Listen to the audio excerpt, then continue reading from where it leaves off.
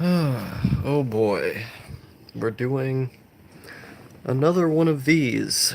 I have no idea if I'm going to private this one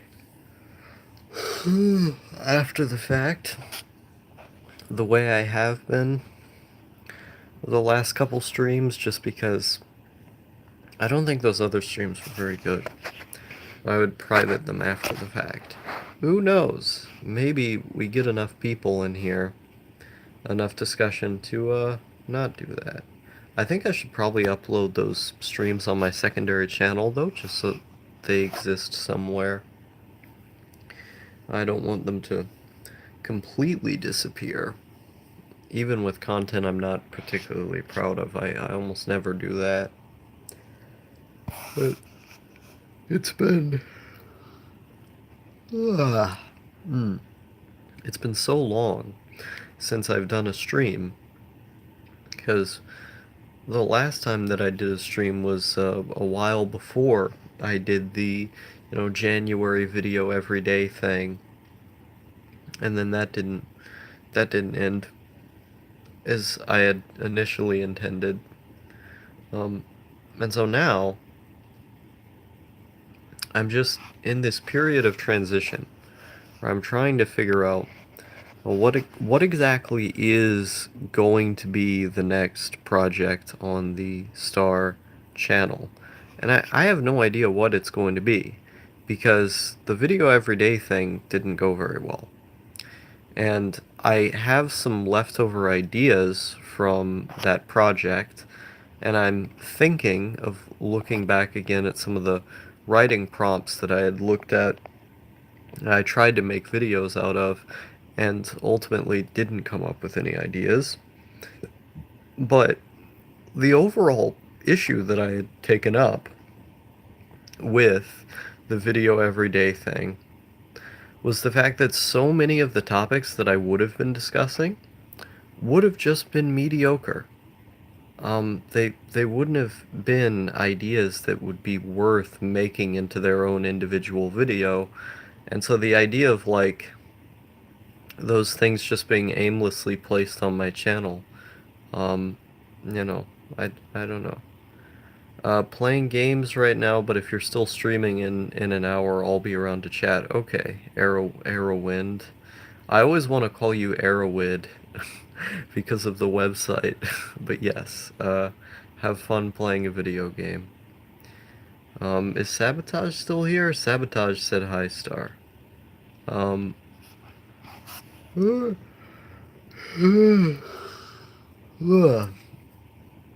God. Yeah, like, there's certain ideas, or you could title the video Unimportant Video. Well, it's not like any of my videos are particularly important.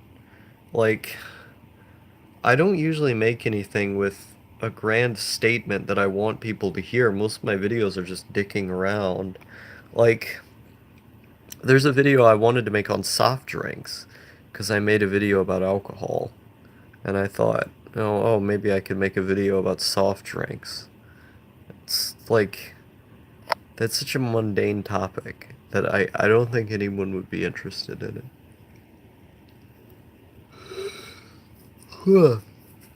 I don't think I'd have much to say. It got to the point where, like, the ideas that I had written down didn't really seem like stuff I wanted to make. So I ended up opting to just not keep going with it. But we're at the 20th of January right now, and it's amazing to think that it's this time of year, because I turn 18 in April, and that's like 3 months away. It's not it's not a long time away, foreseeably.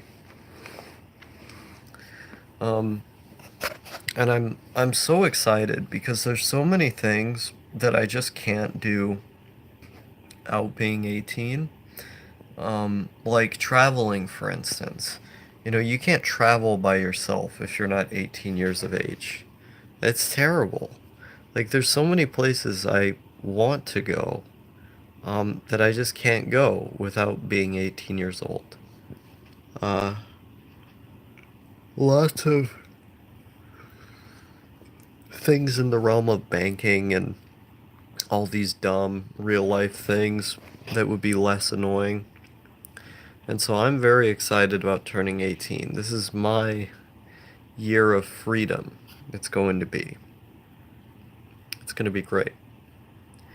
I guess it depends on what you want your channel to be. That is true. Like, I tend to want my videos to just be generally good. Like, not great, but I want them to be at least passable. And if I make something that's like more it stands out more as bad, then I want that to be done for a reason. I don't want to put out things that are at a lower quality that aren't done that for a specific reason, that don't have a utility in being made and recorded in a certain way. Like the videos that I've made where I'm falling asleep on my bed, for example. There's a reason I'm just pulling out my phone and speaking into the phone with it in phone aspect ratio, kind of quietly talking to myself. It's not because I think that's the most appealing style of video. It's because I was really tired at that time and wanted to share with you how I was feeling and wanted to sort of bring you in to the atmosphere of what I was experiencing at that time. Because a lot of my favorite YouTube videos are experiential in nature. They focus on building themselves in such a way that the viewer becomes more immersed in how the video was made, in what exact activity the video maker is partaking in. I find that stuff fascinating. Someone like No Thank You is one of my favorite YouTubers because he has so many videos of him nearly falling asleep and just talking into his camera. A good example of this recently was a video he made where there were loud noises from above, and they were working on renovations in a bathroom in a house above him, and he had decided, oh, I can't sleep at this time because it may be daytime when I sleep, but that is not when other people sleep. So, his neighbors, right at the time when he was going to bed that his sleep cycle had naturally had him sleeping at, started doing renovations. Loud, loud renovations above his house. And of course, this was very agitating for him because he needed to sleep. And he recorded his video out of frustration, where you can hear in his voice how tired he is, the fact that he has to be a bit more quiet because of the people above and around. And you get the sense that the video is coming from a very real place. You're experiencing it on the bed with him, in the room with him, almost. Not exactly, but almost. I find that very special. So there are certain videos that I've made with that intention, where the fact that it is being recorded at a lower standard and is being presented in such a way is a benefit to the overall experience. Doesn't necessarily make it a better video, but it's simply a different genre of video. And depending on the subject matter and what you're trying to achieve, being lo-fi, having less quality, can be a benefit. It can be a strong suit, depending on what it is you're trying to achieve. So, that's my little spiel about video making for today. With everything that you make, it's going to depend on what exactly it's trying to do. Like Sabotage in the chat said, I guess it depends on what you want your channel to be. It's such a complicated question because there's so many things that I want my channel to be, where, like, at its base level, I want it to be this unadulterated experience of who I am, and to have that be the the for the thing at the forefront. But at the same time, There are certain videos that I make with the intention of making you understand an idea. And being completely unmitigated and unfiltered is not always the best way to make the layman understand what you're thinking. And with videos like that, I try to be a bit more polished. I try not to be so abrasive the way that I am in so many of my videos, where a lot of what I'm trying to say can become impenetrable because of how it's recorded or how I'm talking, how it's presented, edited, etc. So those are all things to consider. I come into different videos with different intentions, and so when you look at my channel, like one of the first things people tend to say about my channel is that, well, there's just so many videos. Like people don't really know what to expect when they come onto the scene with my videos because I make so many of them. Um, and the intentions can be quite starkly different depending on which one you're watching. And so you just have no idea what you're doing there. You have no idea which one you should choose to watch or which one has the best suited understanding of my work. That's why I have the important stuff here playlist, otherwise known as Essential Star, is that the point of that playlist is to get you to understand my mindset as a creator. And all of the videos in there are emblematic of that to one extent or another. And I think if people watch that playlist, they'll have a much, much better idea going into my channel. Because I'm completely aware that it's impenetrable. Like, I have so much content that no one knows where to start when they just find it, and so they just try to click on random videos.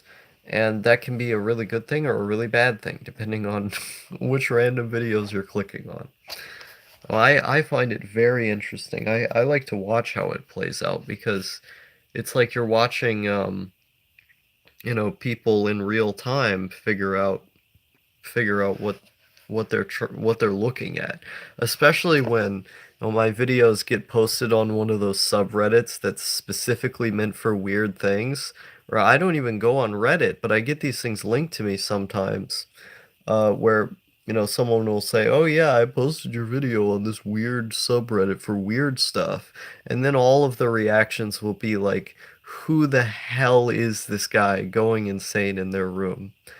But that's the genre I like. I like people who are going insane in their room because it's as No was saying in his new video where he was talking about how being sad isn't so bad and how throughout the course of his life in his very early teens he had a therapist who he had spoken with and told him that he would most likely be sad forever and that the process of existing would just be to manage the pain that he had already had. Also, hello, Dadgun to the recoil. I agree, Reddit is retarded.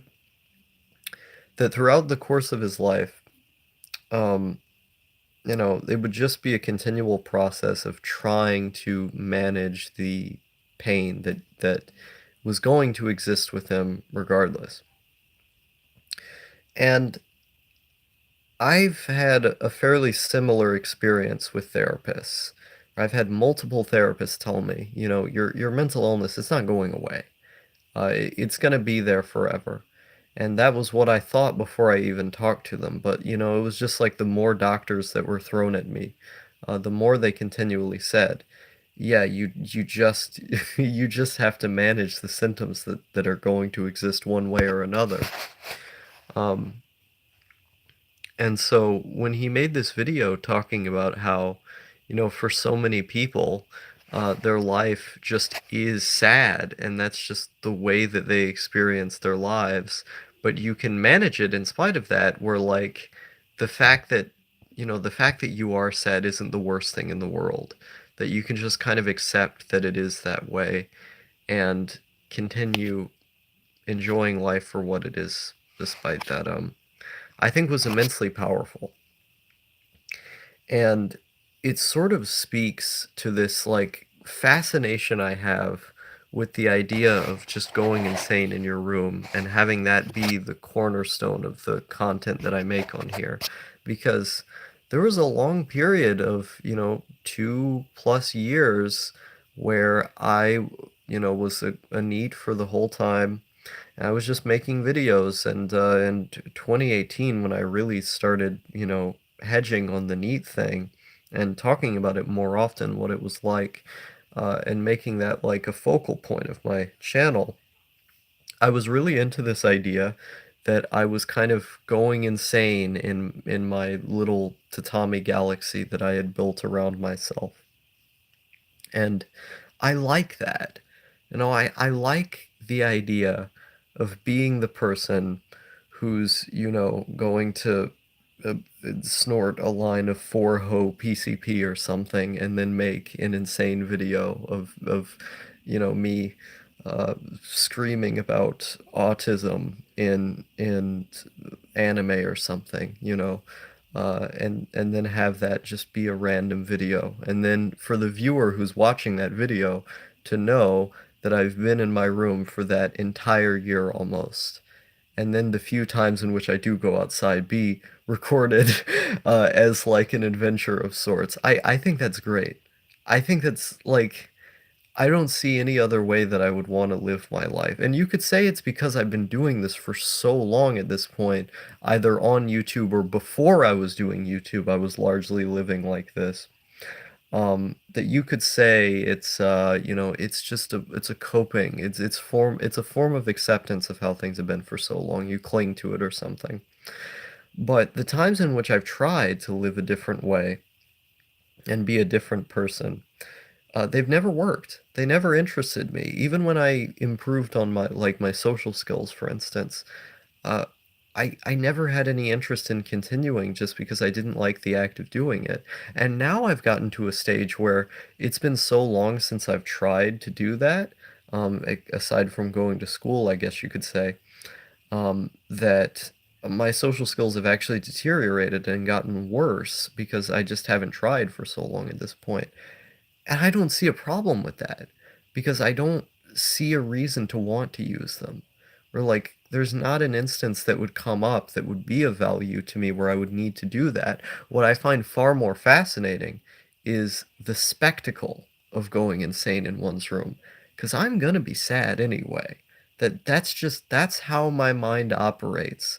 But the very least that I can do is be sad in a way that is interesting, that presents the spectacle in a creative, for me, in a creative way, that entertains people and that's able to shine light on a type of life that isn't typically shown light upon throughout the internet or just in culture in general. I think, and this isn't because I think my videos are great or anything, I think that what I'm doing here isn't the same as just about anybody else, where you have similarities. The going insane in my room genre is a thing that kind of exists on YouTube. But I haven't found a creator that's exactly like me around anywhere. Um, and that's my goal. And if I do find someone who is exactly like me, then I would want to change something about what I'm doing. Um, Either in being more authentic or in finding a new thing about myself to build upon and make more interesting. There's always new ways of framing things. There's always new experiences to go and have. Exists where on YouTube? Do you mean the going insane in my room genre?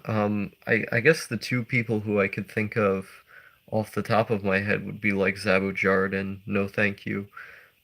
Those guys, like no, Zabujard, he has the Neat podcast where a lot of them are just memes, but a lot of his vlogs and the podcasts that he does sort of intersect with one another to create a kind of storyline, where especially if he makes a bunch of them recently with, one another, they tend to have, I guess, overarching plot, I guess you could say. And that's pretty cool. And then No Thank You is more, I guess you'd say, traditionally like my videos, where it is just him. He's been doing this for, what, like a year? Over a year? It is just him just going insane.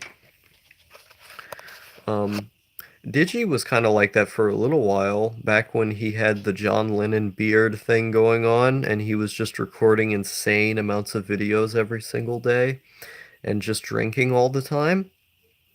Yeah, he was kind of going insane in his room for a while, but then he stopped and got a girlfriend and everything. R.I.P. So it is a thing that exists on YouTube in various forms. I mean, if if you want to go back far enough, you could look at someone like who was the guy on Jackass? Not Johnny Knoxville, the other one, Steve-O, that guy. If you want to go back far enough, you could even argue that Steve-O was the original going insane in my room guy, because he just recorded all of these like VHS-C tapes of himself doing all of these insane drugs in his house or in his apartment back then. And they had that documentary, The Rise and Fall of Steve-O, on MTV. It's oh so dramatic. But you can find videos of him on YouTube, like breaking down every drug he did, for example, and spliced into the video has clips of him doing them back then in the early 2000s.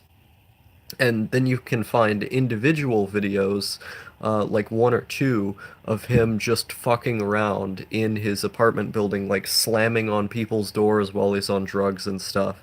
And you get the sense that it is very real, not just because he's directly recording doing this with other people and there are potential consequences that come with that, but also because he's on, such powerful substances that he can't help but just act out his authentic self.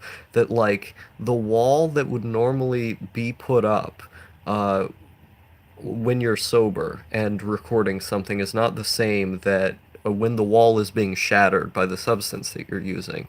And so he ends up recording those videos back then, that are purely unadulterated, in how they're being made, to where they're no longer a performance. They're simply a recording of an experience that's happening. That isn't to say that the camera doesn't in some way alter how the experience is being played out. It always will. But it alters it less, than to the degree it would without being on a substance. And I find that endlessly fascinating. And so, let's see, went to Zabu's channel, and the first thing I see is piss bottles. Nice. Link this? Do you mean the video of Steve-O? I mean, I'm sure you can just look up Steve-O on YouTube and find one of these videos. I mean, I still use Windows 7, unfortunately. I got a new book. Look at this. This is pretty cheap. The People's Republic of Walmart. Yeah, it's just a dumb political book. I have to finish it. Um,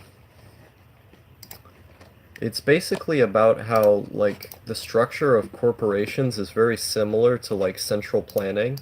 Is that central planning, like, exists inside of mega corporations, but it's just on a private business level. And it's really interesting stuff. But I haven't finished the book yet. So I've been reading that in my spare time. Have to finish it. Why? I try to finish every book that I read. Okay, I330 is in the chat. Hello there. I haven't seen you in a long time. But yeah, it's an okay book. I haven't been reading much else lately. Yeah, let me find this Steve-O video to send to you. Where is it? Is it the neighbors one? Yeah, it's Steve-O messes with his neighbors. Here it is.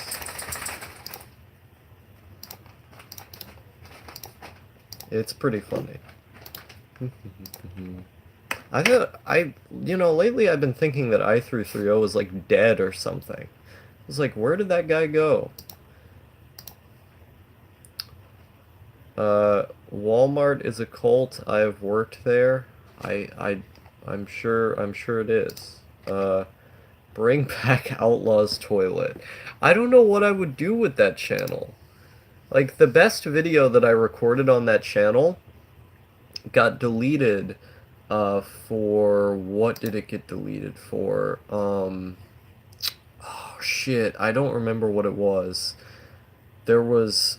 Fuck, I can't remember. It was like saying nigger in a video or something, and, it was controversial, and so, like, the best video on the channel got deleted. Let me see, is it still contested? Because I tried to contest it, and I believe what it ended up telling me was the video was not satire. Because I made fun of Gamergate in the video as well, and making fun of Gamergate was like a big no-no to those guys. Uh, yeah, it says removed for terms and policies. This video was removed from YouTube as it has inappropriate content. Yeah, the Toilet Cast Gamergate was a satire. It was an ironic satire that I posted May 12th, 2017, and it got deleted for talking about Gamergate. If I say that word enough in this video, I'm sure this video is gonna get deleted, but you know, it is what it is. Put it on PeerTube. I don't have the video anymore. It was just on YouTube. So, yeah, unfortunately, I don't have a copy of it anymore. That was several operating systems ago that I recorded that, and computers ago, actually. Well, why do you want me to bring back Outlaw's Toilet? What is special about that channel?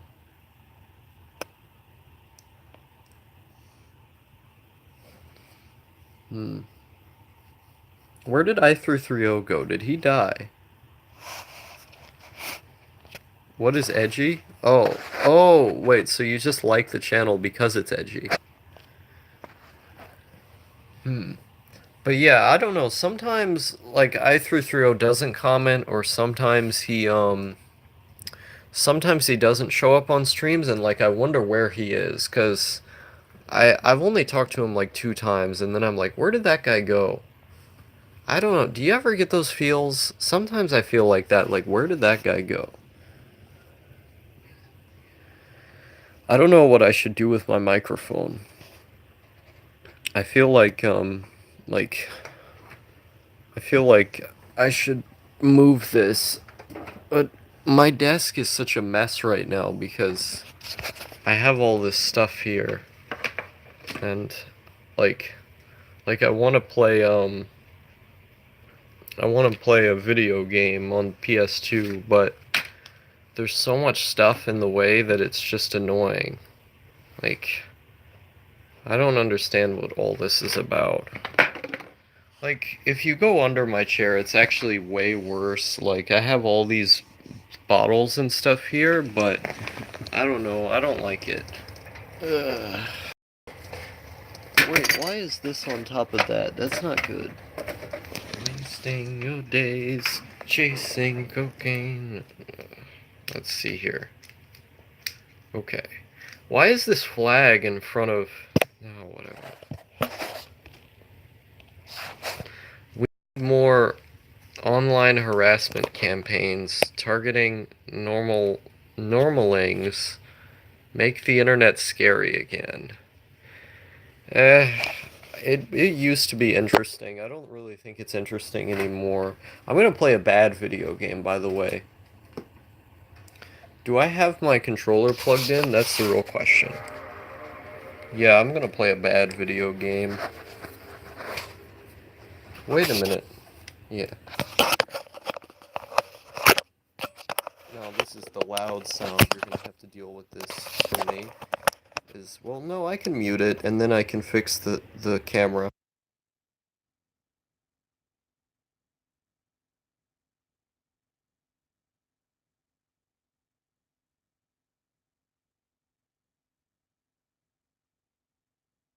Okay.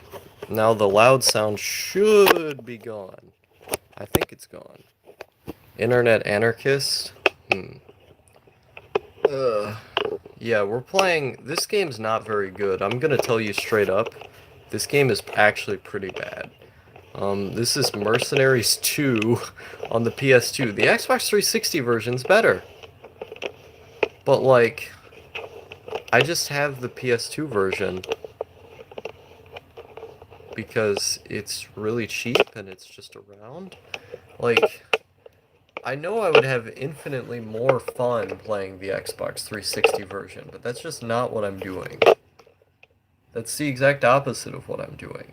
This is one of the holdover cross-gen titles that we got that, like, see, this is back when cross-gen titles um were are you playing on an emulator? No, I'm playing on a real PS2. Hello, Lud Revo. I've never seen you before.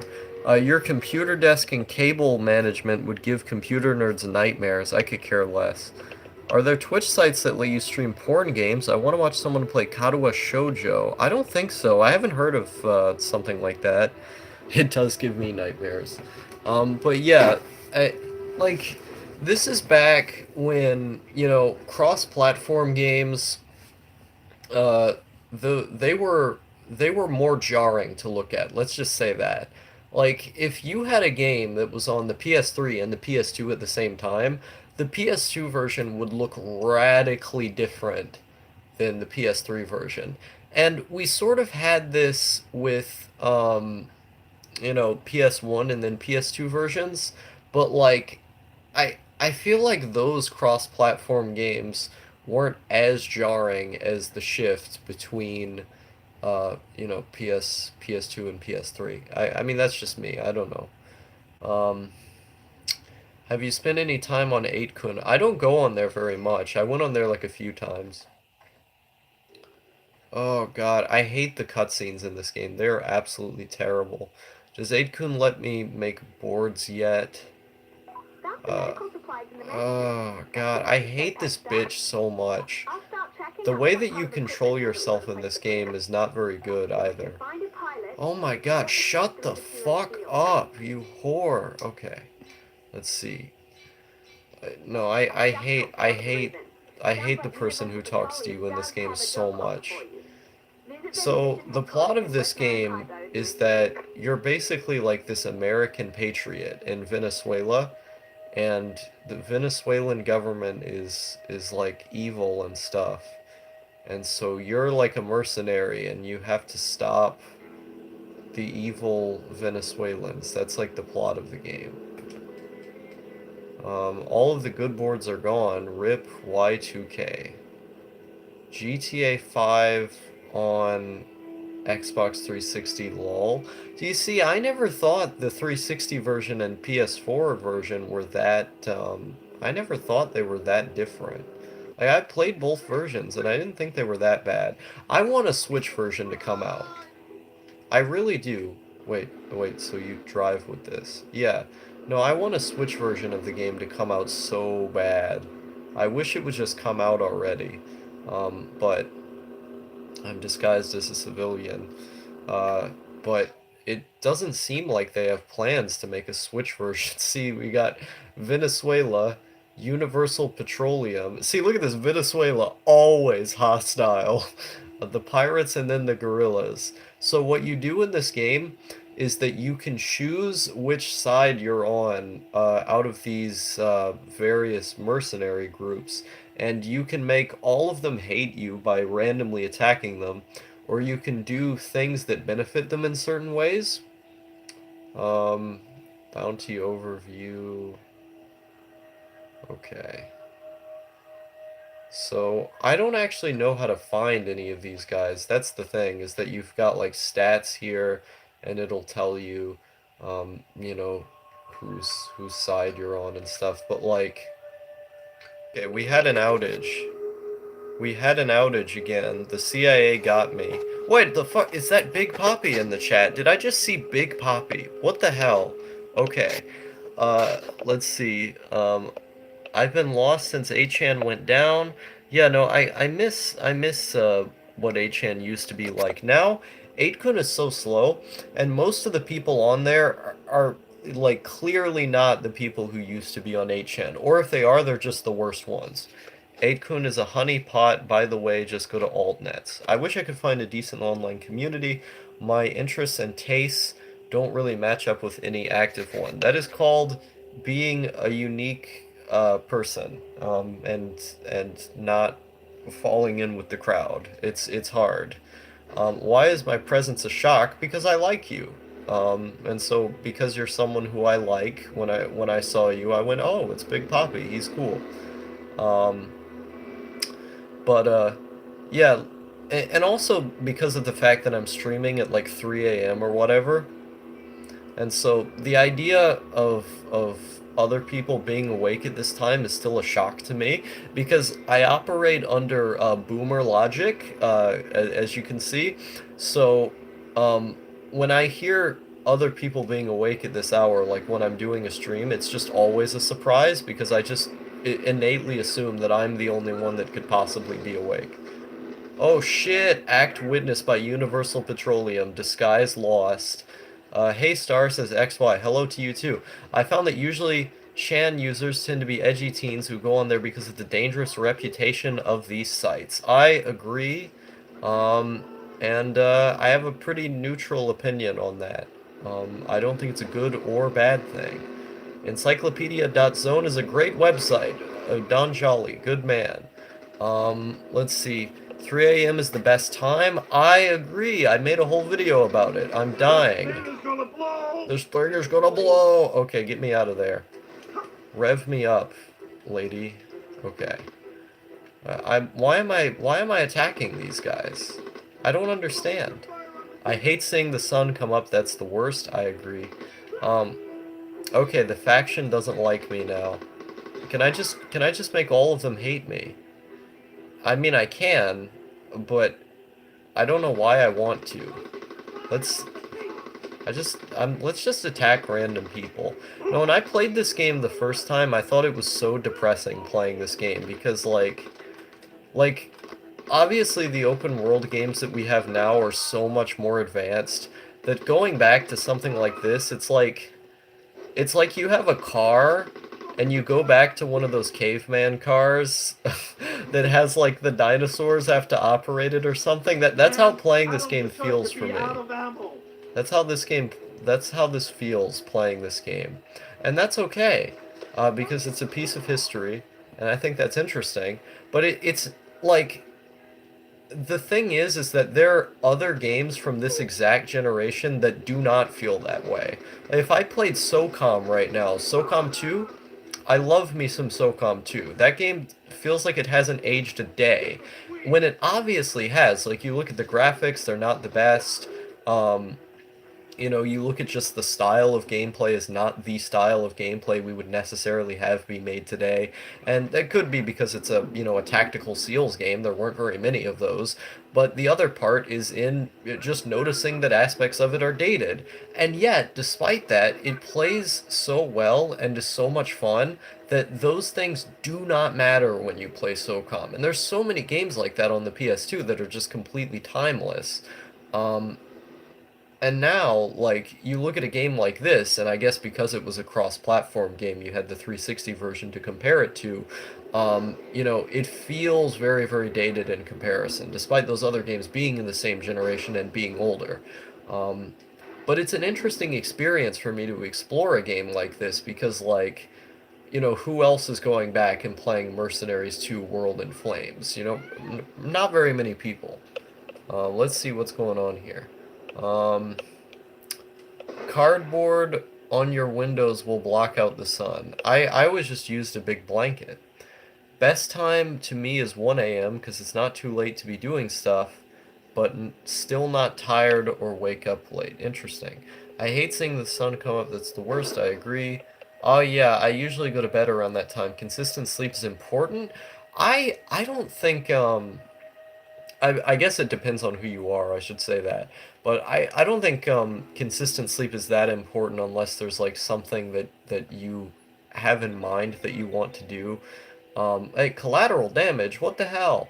If there's something that you want to do, like with your body and your mind, that not sleeping well is keeping from occurring, then by all means try to have consistent sleep. But I've, slept at different times for my entire life, every day, and it's only ever caused me a problem when other people had to force me to do something I didn't want to do.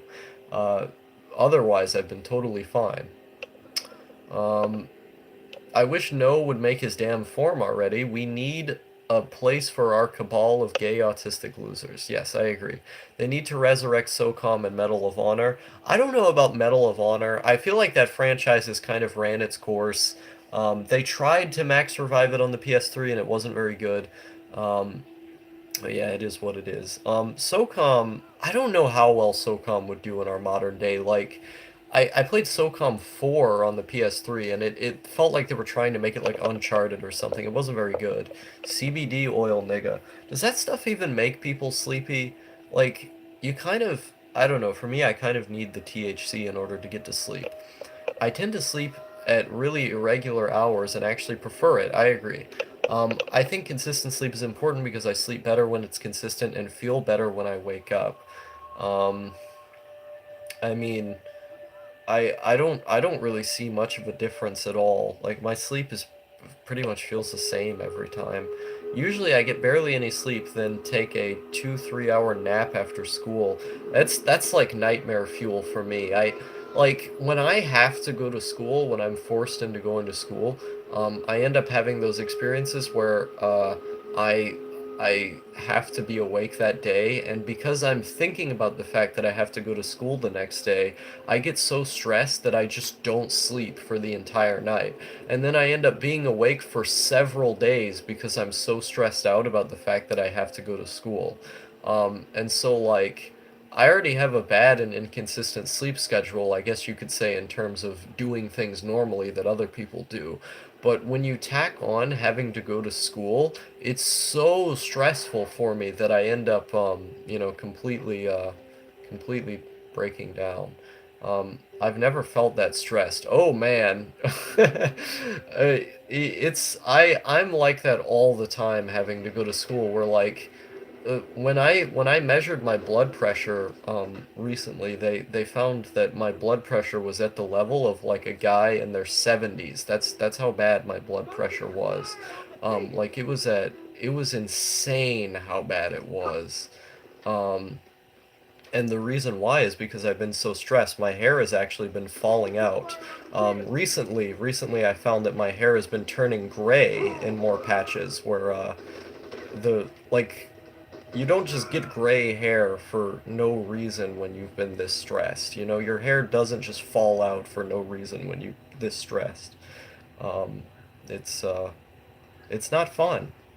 And sometimes the heart palpitations get so bad that I just fall down. I just fall down. That's not fun. So yeah. I'm amazing at sweeping stuff under the rug. I have a lot of really acute problems that I just ignore, but on the bright side, I just almost never worry. No, I don't tend to I don't tend to worry about most things just because I don't care, but the kind of things I do worry about are like not doing my work and then it paralyzing me for the entire for the entire duration of however long it is that I haven't gotten it done. But then I just don't do it. Like I end up feeling shitty for the entire month for not doing my schoolwork, but I just don't do it anyway. So it ends up paralyzing me and I still don't do it. It's part of why I've been taking painkillers more recently is that, I had gotten off of the oxys, and then I had randomly found that just in my dad's room he had the other painkillers that they had given me in the beginning. And so I thought, well, okay, there's like 9 of these here, so if I take 4 of them, that means that there's however many left. And I don't know. I get into the habit of taking them a bunch when I don't feel happy. Is that like literally the only times I've been happy in the span of like the past 5 months or 6 months have been when I'm playing video games and really getting into it, or just when I had painkillers. That's how much I liked them. So it wasn't, let's see here. I might actually start going to the gym. It's a good excuse to do night walks. Do you do night walks to the gym? I thought the gym would be closed. Um, that's why I get no sleep. I just procrastinate till midnight on my work. I don't even do it. Like I've had schoolwork that I've been supposed to be doing since the beginning of January. Hell, actually since December, and I just haven't done it. Um, and I I don't know. I just don't want to do it. I don't like doing it, but I'm forced to go to school because my dad needs money from the welfare office. And so because he needs money, I have to be in school or else they won't give him money. And so I'm just forced to go even though I clearly just want to drop out again. Um, so, okay, come on, man. Hey now. Okay, let me steal this car. I I have a carefree attitude. Hey, I'm disguised as a Venezuelan. Woo! This car is pretty good. I like this car. I like the drift. I like how it drives. I'm like a maniac now. Oh no, that wasn't smart. Can I be disguised as a Venezuelan again? See, I clearly like, look at this guy. My character looks like the most Venezuelan man in the world. Just look at him. This guy's so Venezuelan you don't even know. Going to store and random people looking at you and knowing that they're judging and criticizing you, which of most of the time isn't true. The virgin social anxiety versus the Chad autistic lack of inhibition. It's very interesting for me. It's hard for me to interact with any other human beings unless I'm like drunk or on DXM or have taken like benzodiazepines or something because when I had Xanax, it was so much easier to talk to people because it was like my guard just went down. There was nothing for me to withhold. I didn't feel uneasy around other people anymore. But at the same time, I didn't want to talk to anybody. Or like the baseline habits that I have of generally wanting to be alone, it's not like they went away. And then like with alcohol, you do become more social, but for me, I ended up just wanting to go in my room and play video games again. But if I was forced to be social, it wouldn't be a problem, like it wasn't going to be an issue to be forced to be social because I was drinking. And so drinking made it easier to talk to other people. And then obviously with DXM is very similar. Taking DXM is very similar to drinking alcohol. And so it would loosen me up the same way that alcohol would. The problem with this, though, is that I would be using DXM so often to talk to other people that I relied on it to talk to other people. And as a result of doing this, my body just felt like it was hit by a car every single day. Like, it felt like from the inside something was grinding away at my stomach. And so, did I drive away from the bad guys? Yeah, I did. And so I had to stop using DXM as much as I was, but it ended up getting a lot of the bad feels out. Get this guy. Where is? There we go. Can I destroy this car? Let's do it. Yes. Why is it not destroyed yet? Come on. Hey! Woo!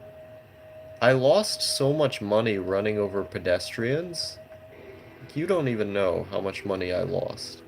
So clearly I need to go kill more Venezuelan soldiers because this game, this game for teenagers has taught me that the more Venezuelan soldiers that you kill, the more money you make. There we go. Okay. There we go. Okay. Let's blow it up. Come on, I need cash. Oh my god, I blew up my own vehicle like that. That wasn't very smart. I hate the fact that you can't aim in this game. Like, they literally force you into just doing this. Just aim, like, you can't focus on which enemy you're firing at, you just fire bullets. Like, what kind of mechanic is this? This is a terrible mechanic to make a video game off of. Why can't you aim your weapon? Are the Manhunt games good? I haven't played the second one, except like I think at a friend's house ages and ages ago, but I like the first game. I thought the first game was good. It's very stimulating. Like that game keeps you on your toes constantly. I think the story is pretty good, but obviously it's not the focal point of a game like that. If you want something that's a horror game that's a little bit stealth based, play something like The Suffering on PS2. That game's really good. But with Manhunt, it's all about the kills. It's all about the kills. Hey, good night, mate. I gotta get that sleep. Good night, Big Poppy. Yeah, it's about using different weapons to be able to watch how characters die and being able to sneak up on them strategically and not die yourself. I think it's really good. I never beat the game because I got stuck on like the I think third to last level or something. I was stuck in the mental hospital, um, and yeah, that level's really difficult. That's kind of how the first Saints Row's aiming is. Yeah, it's like it's these older games is that's how that's how they control. Well, actually, speaking of Saints Row, I have Saints Row the third I could boot up right now if I really wanted to. I beat the story for the game, but there's like a couple other missions that I have. I think there's like one that I haven't done. Uh, because this is the thing about the Saints Row the Third, is that there's multiple categories of missions that exist in this game. Um, and let me go in here. You go to your phone, kind of like GTA, and then you can call on certain things to occur. Uh, but in this game, there's like a whole set of missions where you're competing in a game show. And I did a lot of those missions in the beginning, but there's one specific mission that I've been stuck on, uh, where you're with this like Dr. Cat guy, and you're having to drive around the city, and it's really annoying, because like no matter what you do, his meter just doesn't go up, and I hate it because of that. I wish there were more games like the Lisa series. The Lisa series, I couldn't get into it. Wait, no, that's the weapons cache. What am I doing? Professor Ginky, yes, yes, yes. But yeah, this is the Switch version. Yeah, let's get this out. Okay. Okay, where is? Let's go to the different missions here. That's the director.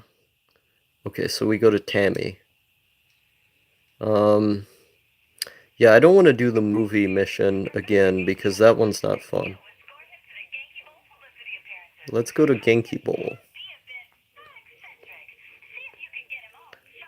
I like doing these streams where it's just me playing random video games and then glancing at the chat. The DLC is fun. Well, the DLC is supposed to be on this game, but I don't know how to access it. Wait, how much cash do I have? Hey, have you ever heard of the game Scare Maze Game? I don't know Scare Maze Game. Wait, extras. Sheets, stats. Yeah, I actually don't know how to access the DLC in this game because it's supposed to all be on here. You're playing it? Oh, okay.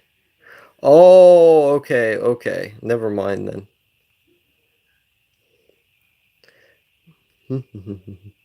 But I just love the fact that, a game that's this large can be able to fit on a handheld console. Like, I know this game is from 2011 and it's fairly old and outdated for today's standards. Um, doesn't know about the Scary Maze Flash game. Uh, yeah, I don't know what that is. Um, but like, I think when you get into the Xbox 360 era, those games just can't get dated. You know, they can be less new, but it's impossible for them to be dated.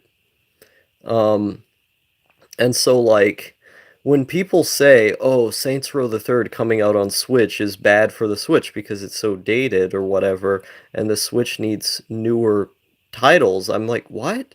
Yeah, the game is 9 years old, but that doesn't make it dated."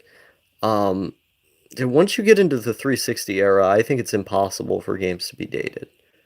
Um, New Saints Row, old Saints Row. Um, like, okay, I have to drive this guy. He wants me to run into guys, right? Oh, there he is. Hey, come on. Come on. I wish they would put Saints Row 4 on here. Hey, get in the car, goddammit. Get in. No, I wish they would put Saints Row 4 on the Switch. I guess they're waiting for Saints Row the Third to be successful. But I hope it comes out at some point. Okay. And killing more people gives them more pleasure, I believe. Yes, yes, that's how it works. Okay. And you just have to they confirmed Half-Life 3. It wasn't Half-Life 3 technically. It was Half-Life Alyx or whatever. Is that the stupid bitch got her own game. I don't care. Get the hell wait, what dude, this guy is stuck on my wheel. What the hell? But yeah, I think the Half-Life VR game will be the best VR game that's ever existed and probably will ever exist because VR is a retarded gimmick that's going to go out of style in the next couple years. But I wish they would make actual Half-Life 3 because, you know, you can do anything with the property, but it's not continuing the story from where it left off. It is a prequel. I don't. God damn it, I'm stuck. My car. Oh no. I think I'm about to get BTFO'd so hard right now. I'm actually stuck. I'm actually stuck. Can I get out of the car? No, I can't get out of the car. Okay, I need to use nitrous and get out of here.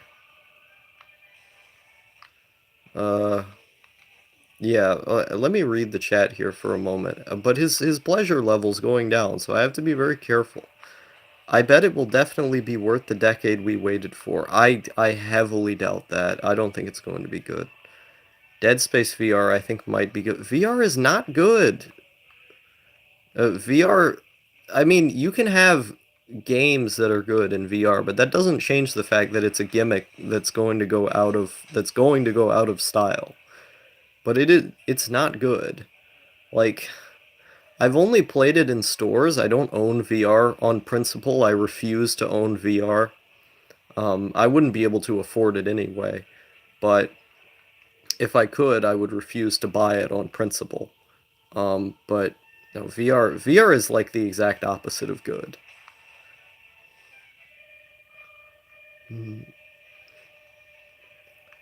I need to kill some more people. Where are people? Hey, there's some people.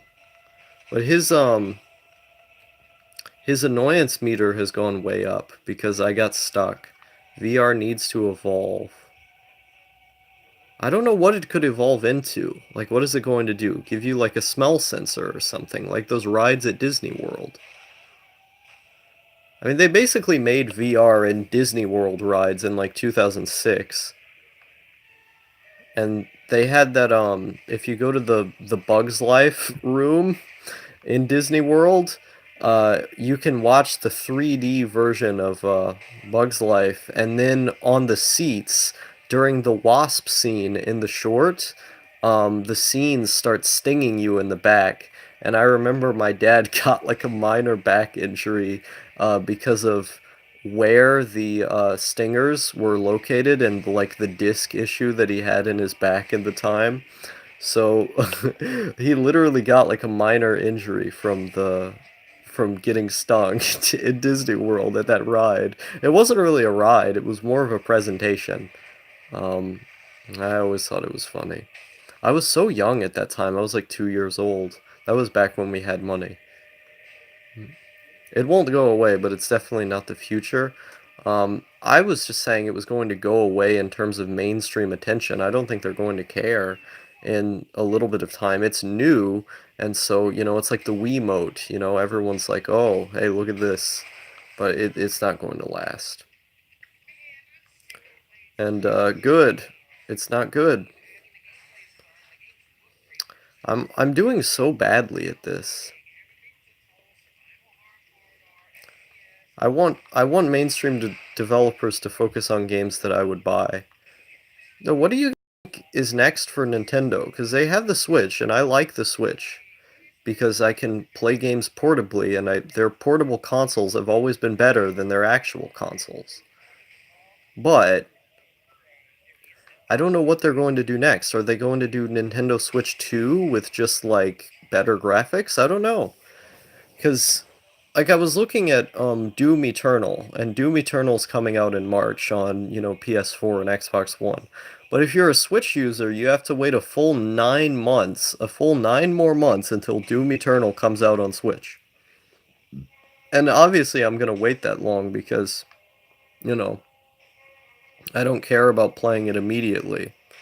But like, there's so many delays with Switch games because the graphics quality is lower than that of the other consoles on the market right now, but they get ports of games like Doom and Wolfenstein and Mortal Kombat. The reason they get those because the install base for the Switch is very big. Like they've had a very successful they had a very successful launch. Um, and since then, they've just continued to climb their way up as one of Nintendo's most successful consoles. And so, like, third-party developers didn't go into the Switch with the intention of making games for it. They just sort of looked at it as like, oh, Nintendo's doing their thing again. But when it broke all odds and became actually successful, it was like everyone just scrambled to start putting something on the system. And now, we've got like repackaged versions of, two games from 2 gens ago, like this one. Um, and I want to see what, I guess you could say Nintendo Switch 2 could potentially be. What would they even put on there? Let me take a look at the chat for a moment. Um, Nintendo DS2, if we could do VR on the level of SAO, would it be better? I mean, I would do that, yeah. I think it'd be way better because I wouldn't have to exist in the real world anymore.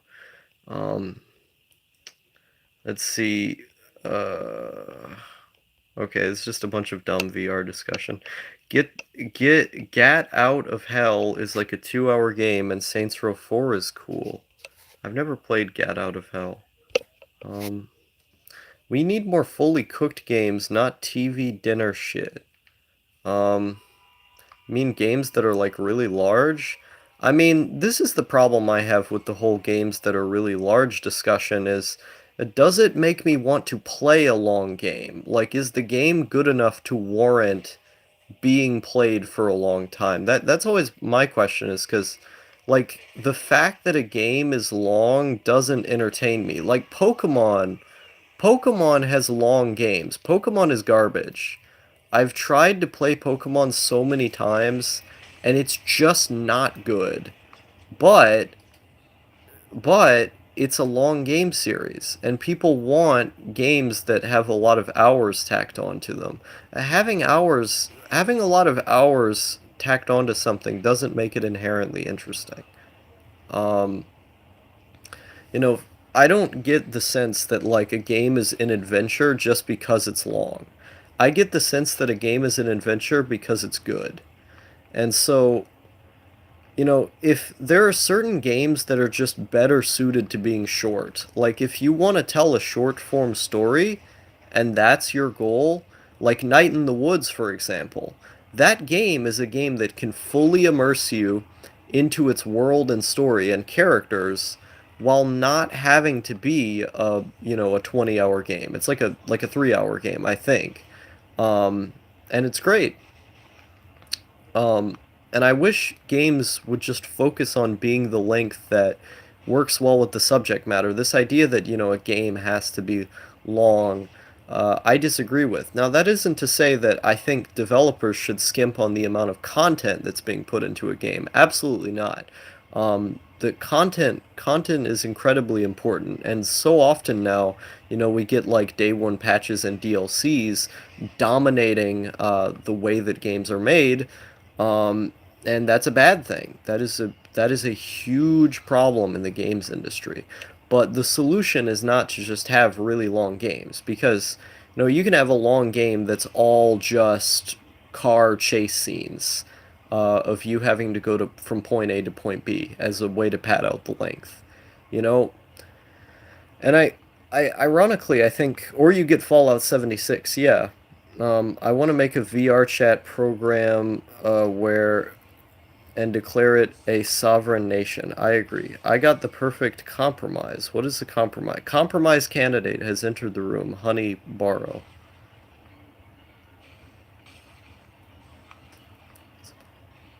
Okay, we're 100-hour game with a 2-hour minigame collection. It could work, I guess. Wait, okay, let me go up here. Woo! We did it! We entered a restricted area. Where can I... Oh, wait. All the people who are trying to mow me down followed me. They're coming to take me away. I need to mow this guy down. God damn it. Oh, those guys. Not this guy. Those guys I needed to... There were so many people I could have destroyed there. See, this is the thing. This is the thing that I hate about this game, is that when you're driving, there are things that you're, like, allowed to destroy, and then there are things that you can't destroy. Like, you can perfectly destroy trees and a lot of metal objects on the road, but there are other things, like the things that hold up the traffic lights, etc., that you can't mow down. And it's not as bad as like certain games on the PSP where you know a fire hydrant would kill you or some shit, but like it still pisses me off, you know? Play Dwarf Fortress. Whatever. Uh, and most people's game taste isn't really like mine, where I like most video games, but the one genre where I get really picky are strategy games, card games, and RPGs. Like, I don't like any card games except for Yu-Gi-Oh! On the PS1, but with strategy games, I hate most of them. Except like Command and Conquer is cool. Civilization is cool. But beyond that, I think most strategy games are trash. RPGs can be really engrossing and cool for me, but I've never really gotten into them, you know? Like, I can like FF7, for example, or really just any Final Fantasy. I can like, you know, Ni no Kuni. That doesn't mean I'm into RPGs, where I've had friends who were just completely obsessed with the world of RPGs, especially JRPGs. There were so many people there I could have killed. What the fuck? Okay. I need to clearly see, because the effort that I put in trying to kill people ends up just being like time for the paparazzi to come and try and film my cat guy. You know? It's annoying. Wait, did I do enough? It it looks... What the fuck? Genki was annoyed by... Oh, whatever. Um, Traffic lights are made of the hardest metal known to man. Well, I still want to break it down. Um, have you seen Seth Teenstack? I don't know who the hell that is. Yeah, I don't want to play Saints Row anymore. I need Doom on the Switch. That's what I want to play, is because I haven't played new Doom, and I remember in 2016 when Doom first came out, uh and I really, really wanted to play it back then, but I didn't have, PS4 or anything. And I've wanted to play it ever since then. I just never gotten around to it. Um, and I have a PS4 in the other room, but there's always people in that room using the room to do other things, so I don't get to play on that very much. Um, but I want to get Doom on the Switch because the Switch is my own. It's my console. No one bothers it.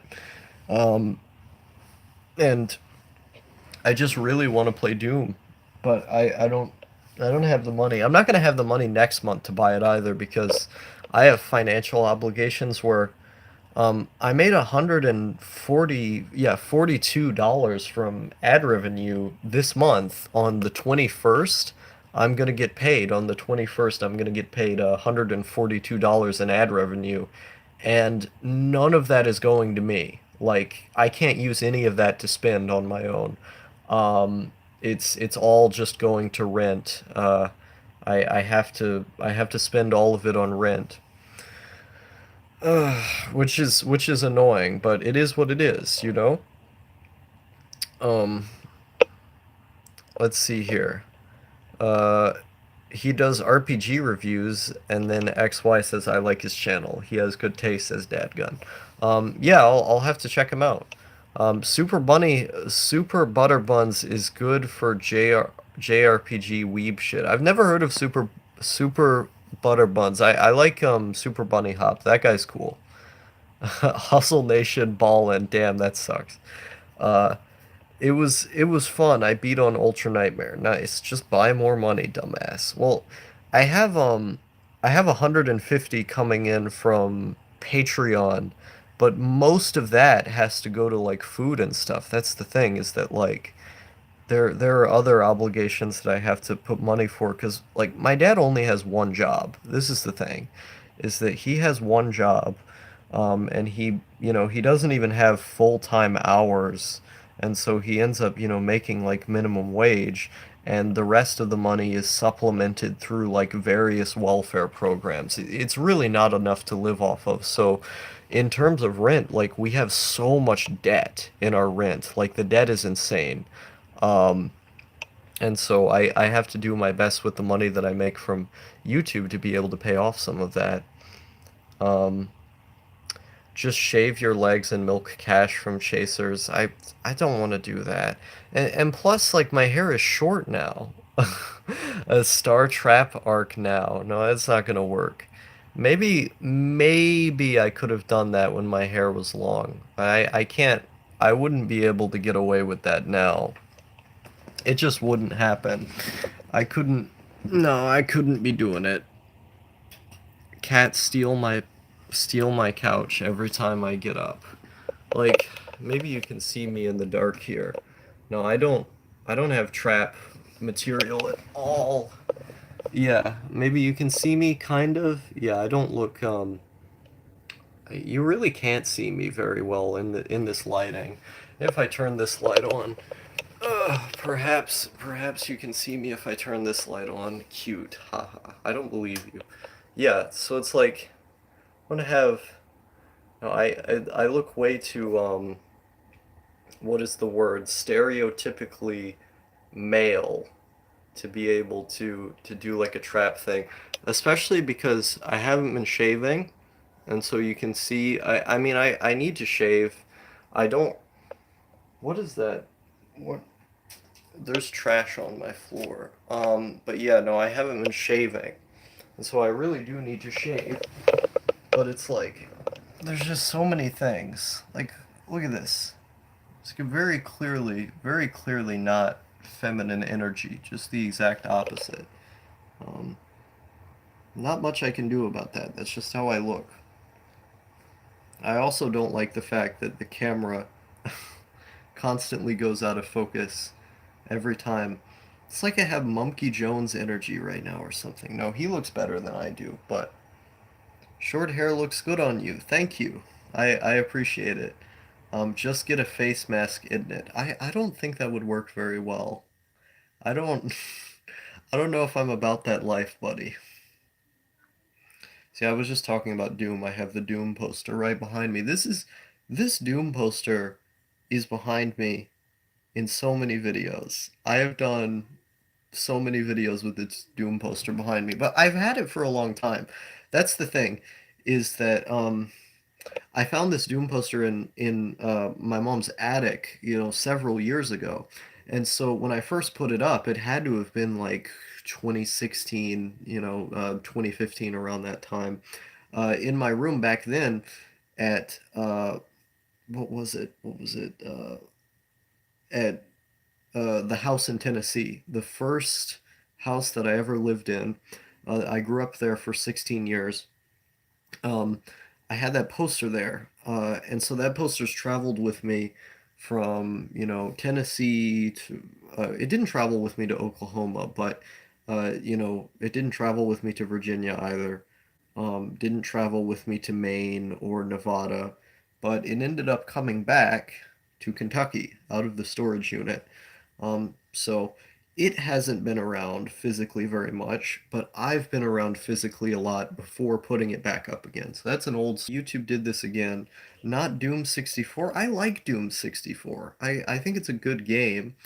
Um, I don't understand this idea that it's like the best game.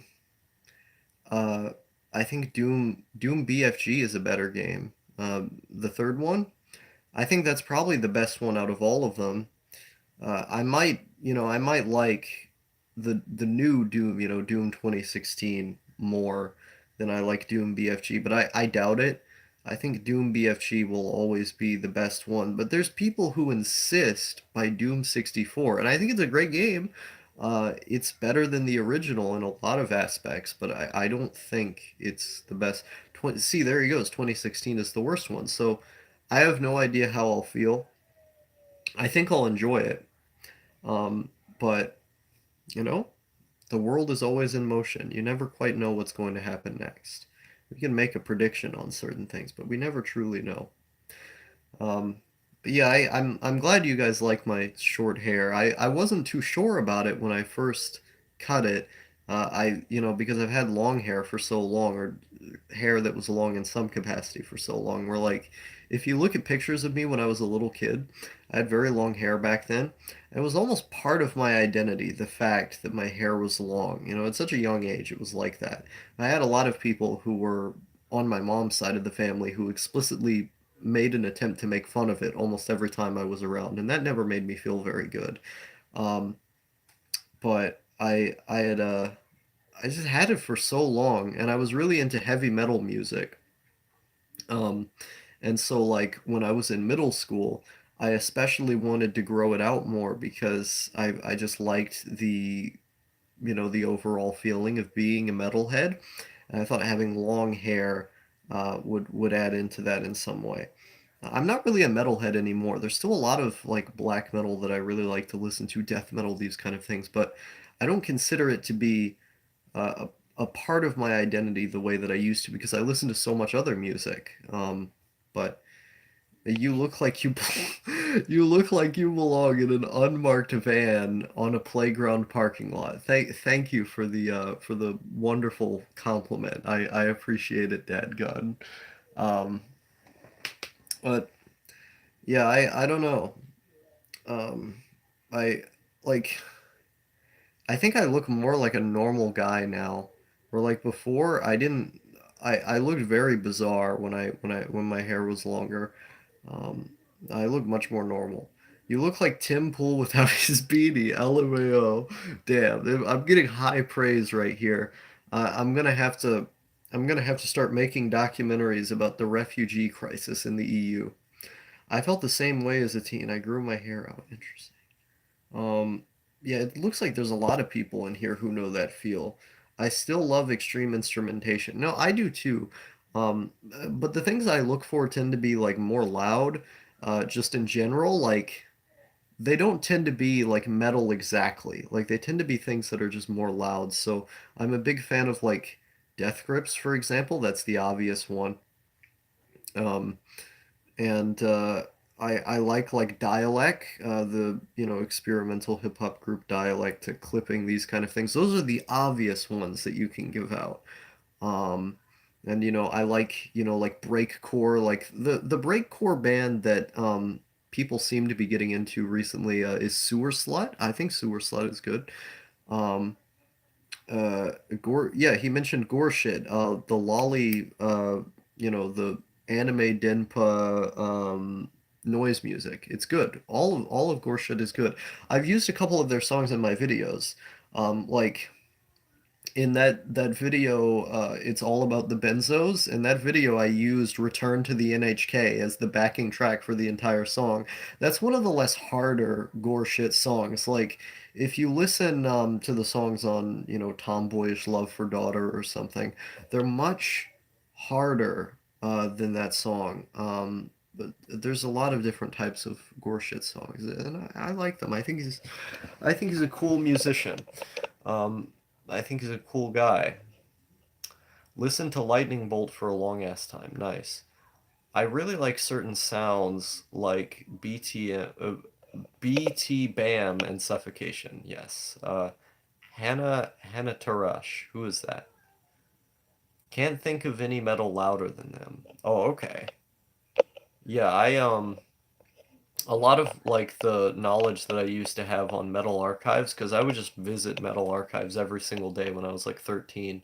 And I would just look at random bands and listen to them. I don't remember like 75% of the stuff that I had learned back then. Um, and I had tried so hard to be able to watch all these documentaries about metal and to listen to all of the essential albums. Um, and it was a long time that I was doing that. And eventually I kind of caved in and I didn't do it nearly as much. Um, it is what it is. I love old stuff like Dystopia, Underground Legends. And see, it's like all of these names are brought up, and I don't remember so much of this stuff. Yeah, the Japanoise stuff. I liked X Japan when I was like 14. Um, I haven't listened to X Japan in so long. That was like the original Japanese band that Westerners liked. They're cool. My favorite genres were always like new wave of British heavy metal, and then I liked power metal a lot. These very like melodic, it's heavy, but there's more of an emphasis on just generally sounding nice. Um, and I but I was also really into like the hard stuff. I honestly don't care about the history so much. I just love certain bands. I get into the history of every medium that I get into, like unless it's like books or something where the history is so massive. I get into the history of every medium because that's just like the way that my brain categorizes things. I think of things in terms of their history, and I'm fascinated by the history of things. So, for me, like to not look into the history of something I'm interested into, um, you know, it doesn't make very much sense. Imagine not burning down churches. Well, I have a lot of personal friends who are Christians, and many of them are good people. I don't agree with their religious worldview, and I think it is harmful in many ways, but I'm not a moralizer. I don't believe in any sort of moral authority. I'm certainly not a moral authority if there was one. I don't really believe in right and wrong. Um, and so the idea of me coming up here and saying, Christians are terrible people and they need to not be so terrible, I couldn't do that. I disagree with a lot of the things they say, but, you know, um, not so much black metal for me, but Emperor's sick. Emperor's pretty good. I always liked Mayhem a lot.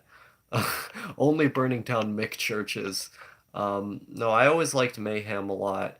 Uh, Dead's vocals were absolutely beautiful. The guy who they replaced him with never did the same for me. I like a lot of the music Varg did when he was in prison. I think a lot of that was quite beautiful. Um, Dude, I would go to prison immediately if they let me make music there. Sign me up. A world away from other people and you can make music? What?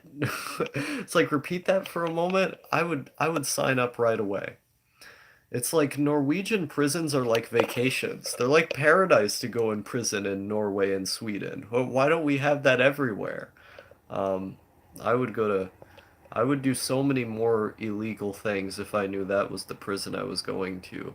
I mean, I already do enough illegal things as it is, but hell yeah, RuneScape albums. That's the power of Scandies. Scandies are neat. Dungeon synth, bass dungeon synth. I've been listening to a lot more dungeon synth lately, mostly because it's been popping up in my recommended, and so I end up just listening to a lot of it. And I like the way that it sounds. Kill people, burn shit, fuck school. I'm inclined to agree with that general sentiment. Um, I Hmm. Okay, maybe not the killing people part. I don't add. I mean, you guys can do what you want in your free time, but yeah, uh, yeah. Fuck school. Burning shit is so much fun. I like to burn things. I get those burn baby burn vibes every now and again, and I like to see stuff burn down. Um, but I really hate school. I don't know why they forced me to go there. Like, why can't we all just be libertarians? Why does school have to be compulsory? Why can't it just be a choice? This is what I fail to understand. Hmm. Like, I had a conversation with No the other day, and and we were talking about legalizing all drugs, and he had said we got on the topic of like political parties somehow, and and he had said, you know, why don't you just become a libertarian? And then I said, so do libertarians want to legalize all drugs? And then we just got to this point where I just said, I'm a libertarian, and then the conversation ended. It was pretty funny, where it was like, yeah, that is literally the one issue that I care about besides, you know, legalizing all guns or something, you know? Right? I used to care so much more about like universal healthcare and stuff, and it still directly affects me because I'm poor, and so it's kind of important. But it doesn't really matter. None of these issues really matter. They're like, I spent so much time reading political theory and history and stuff, and I used to care so much about it. But as I've gotten older, I've sort of began to see that all ideologies are just sort of socially constructed in order to push themselves. Like the goal of an ideology isn't necessarily to be right, it's sort of to justify its own existence. Um, and so it's really yeah, I have trouble subscribing to anything now. Um, go to got to go to bed. Catch you guys later. Bye bye. Okay, see you later, XY. It was nice talking to you. Real issue copyright patent laws. I don't think copyright should exist. I guess that's the other thing I care about is eliminating copyright law. Um, you know, you can make the argument, you know, a free market, people should be able to, you know, protect their own copywritten stuff. I don't care. I don't care about your profits. They affect me in no way. I'm an egoist. I care about my own self-interest. And so it's in my self-interest for you to make less money as a result of copyright laws being extinct. That's my stance. Do you want to live in a cyber accelerated ethno state? I don't think ethno states are good. I mean, a lot of my best friends over the years have almost unilaterally been black people. I don't know how that's worked, where it was just like the black people were the ones I got along with the best. And so that wouldn't fare very well for me, especially because I'm attracted to Asians. Like, where'd all the Asians go? You know? Monopoly laws don't apply to Disney, apparently. Yeah, it's like they have exceptions to the rules for Disney in the realm of monopoly and copyright, where, like, clearly, if we had the monopoly laws being what they used to be in this country, Disney would immediately apply as one. They would be a monopoly. However, those exceptions exist for them. And in the realm of copyright, Steamboat Willie, Mickey Mouse, he should be, for all intents and purposes, part of the public domain. He's not part of the public domain. And it's not because the law would somehow exclude them. It's because they've actively rewrote it to keep him out of the public domain. It's some real like oligarchy shit when you start thinking about it. Um, I can't wait for the day where it's finally been a long enough time for them to put Steamboat Willie in the public domain. I don't know if it's going to happen, if they're just going to keep cheating their way around it, but I hope it does. Gonna rise up from the grave 115 years later and go ma IP, and then the entire Beatles would already be public domain at even 50 years, entire discog. Yeah. It's crazy to think about. It really is. It's interesting times we're living in. Um, well, I don't plan on living very long. I was talking to my friend about this the other day. I was saying that, living past 25 seems like it would be hell. Like, that seems like such a long time to be alive. Why would you want to do that? Um, I know Dadgun is like over 30, so he's probably gonna jump in with something. Uh, let's see, Star, do you have any videos on the topic of spirituality? I'm not a very spiritual person. I've tried to be. Um, oh, wait, you're 21? Maybe I'm mixing you up with someone else. I think I am mixing you up with someone else. Okay, sorry about that, man. Um, yeah, no, I've tried to be Jewish and that didn't work. I've tried to be a Christian and then that didn't work. Um, I tried to be a Buddhist. That didn't work. And this is the thing is that I grew up in a predominantly atheist household. Both my mother and my dad are atheists. My mother was a former Christian when she was younger. Um, be pagan? No. Paganism is just gross. It's just a bunch of traditionalist nonsense. Um, it's like what unironic fascists believe in. But let's see, what was I gonna say? Um, oh yeah. So my mom was a Christian when she was younger, but when she became an adult, she stopped being a Christian. And my dad was like a Catholic or something when he was younger, and I think, don't quote me on this, I think he was like Jewish when he was younger as well, and that didn't work out. Um, so uh, he ended up becoming irreligious in like his 20s or something. And he, never went back and just says, hey, it's the rational position to hold. And my mom would say the same thing, hey, it's the rational position to hold. From a very young age, I was told that God was not real. But there was a short period of time when I was like 8 years old, I had to have been, where I did go to church because my parents thought it would fix my behavioral problems if I was afraid of going to hell. Because I would get angry a lot, and what it says in the Bible is that you should obey your parents. And so they thought, okay, how do we pacify this kid?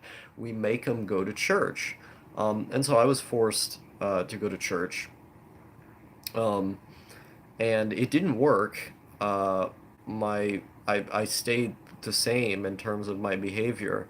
And so eventually, like after a couple weeks of attending church, my dad just broke down in the car and said, hey, God's not real. I don't think this is working out very well. And I believed him. It didn't make very much sense to me in the beginning. I just sort of made myself believe it because I was young.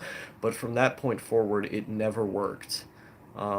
And I guess at such an early age, it was reinforced into my mind that it wasn't real because he didn't just tell me, like he explained it. He explained the fact that the Bible has been rewritten a billion times and retranslated a billion times, that the people who wrote it, um, based atheist father. Yes, I agree. That the people who wrote it were tremendously inconsistent, and that it's basically a fan fiction of another book that came before it. And so, like, there's no way to turn me into a Christian or any of these other religions. The level of cognitive dissonance I would have to have, I just couldn't. It just wouldn't work. Like, I think it's interesting other people can force themselves to believe something that's obviously not true. I just can't. That's not my personality. It just doesn't work. And it's been reinforced into me to not believe that. And of course, I respect, everyone's religious point of view. Everyone should be able to have what they have to get them through life. It's a hard world we live in, um, but it just doesn't work for me. Let's see here. Oh shit, I got 4 years left then. I mean, it like the whole 25 thing, a lot of that has to do with the fact that I don't want to see myself get old and become a boomer, and I think being alive for too long would just become really boring. Um, let's see, I'm a duditarian. Nice. Goodwin's Law. Godwin's Law? What? I should read the Principia Discordia eventually, to be honest. Noah's been telling me to read that over and over again. Spirit is separate from religion? Well, how would you define spirit then? What is it? I don't really believe in any kind of higher power. That doesn't make much sense to me. Um, Based in Blue Pilled, I used to be a good Christian boy, and one day I sat down and read the whole Bible, and by the end of it, I was an atheist. That's pretty base, my friend. I wonder if the Bible has less plot holes than that last Star Wars. Next, you're going to tell me Santa and the Tooth Fairy is not real. See, that's interesting too, is that, like, my dad didn't want us to believe in Santa Claus when I was younger because he saw it as it would make the kids religious. Is that my mom always liked the tradition of the kids know about Santa Claus and the Tooth Fairy and stuff, and my dad never liked that because he thought this is an irrational, fantasy that's going, if you make the kids believe in this kind of magic, they could potentially become religious. And so he didn't like it. But he just sort of haphazardly went along with my mom because she was so adamant about keeping the tradition alive. But, he basically said, yeah, that's not real. Which, mad respect, very big respect to him for that. Um, and if I ever had kids, I do not plan on having kids. I don't even plan on adopting kids. But if I ever did, I would do the same thing. Uh, Santa is deity in the capitalist pantheon. Interesting. Interesting theory. Um,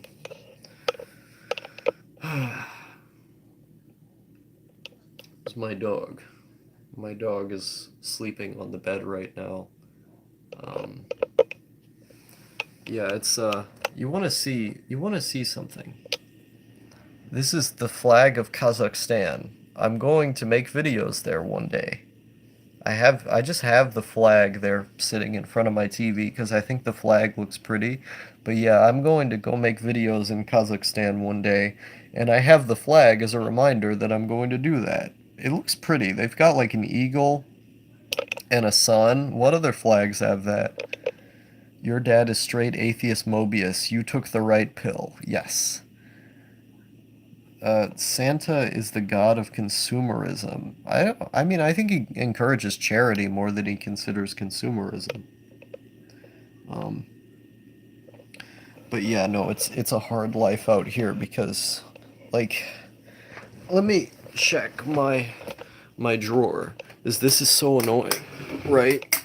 So in my drawer, the kids are the worst. The kids are the worst I've seen. What me and my brother did to my mom and dad, not doing it to myself. I see. Um, having kids is generally, I think, bad. I think people shouldn't have kids, not even because of how bad the impending climate crisis is going to be, but just for practical reasons. I think it's bad. But like, I only have this one pain pill left, but there's two more in the other room. And so I'm just waiting. I'm just waiting until the right day to where I can get the other two, and it's going to be great. It's going to be so good because yesterday yesterday I started nodding off when I was in a call with someone, and it was one of the best experiences I've had in so long. I was just talking to someone, and I started nodding off in the call, and it felt so good.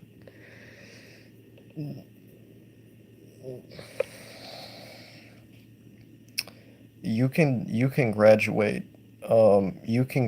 from school of hard knocks, but you're still going to get knocked down. I agree. From the school of hard knocks, but you're still going to get knocked down. That's such a nice way of putting things. Um, I love that Cartman tin, by the way. I think it's a nice way to store marijuana. Honestly, just suck it up and finish school. It will make shit much easier for you. I'm getting neat bucks is not even difficult for me though, because I have a large enough history of mental illness to get neat bucks. What is it going to make easier for me having a degree? Literally nothing. I don't need it. Uh, like if I have neat bucks, why would I ever need a degree? And if I don't have neat bucks, I just kill myself. Like I don't really see a reason to do school when I'm going to die anyway. It doesn't, it doesn't seem like a it, it doesn't seem like a good use of my time. You need a Randy mash tin to put weed in. But yeah, like I was saying, I need to get the other two out of the room because I only have that one. Suicide is cringe. I mean, what's cringy about it? What is more cringe about killing yourself than just being alive? Like, I don't, this is the thing, is that people tend to have this idea that like suicide is weak, right? But killing yourself is one of the most brave things that you can do. Like, if you actually go through with it and you get it done, the level of fortitude you'd have to succeed is above that which most people have. And so, I thought you read Camus. I did read Camus. I don't think having read Camus necessarily disqualifies you from ending your own life. But life from birth, existence is cringe. Existing is cringe. There's nothing, I don't think there's anything cringeworthy about ending your own life. Existence itself is pretty cringe, like imagine reality. Who would even make that? Imagine being so lonely you make existence. That's pretty cringe, bro. Um, but I think there's a very logical reason to not want to get old. To not want to watch yourself have your body deteriorate, um, and to not watch your mind, your mind become a boomer. I don't know.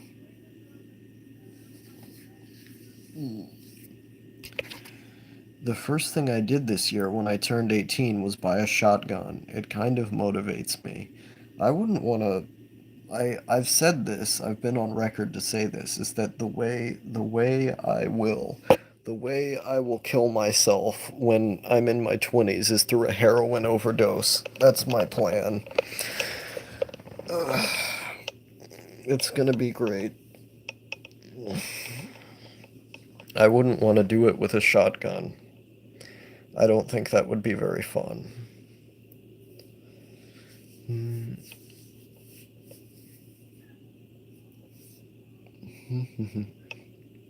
OD rarely works. It depends.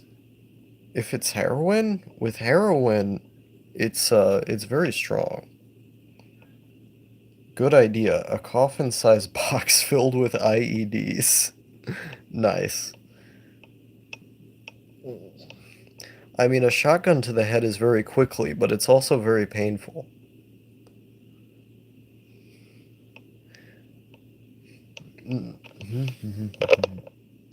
The box is made of particle board. Interesting.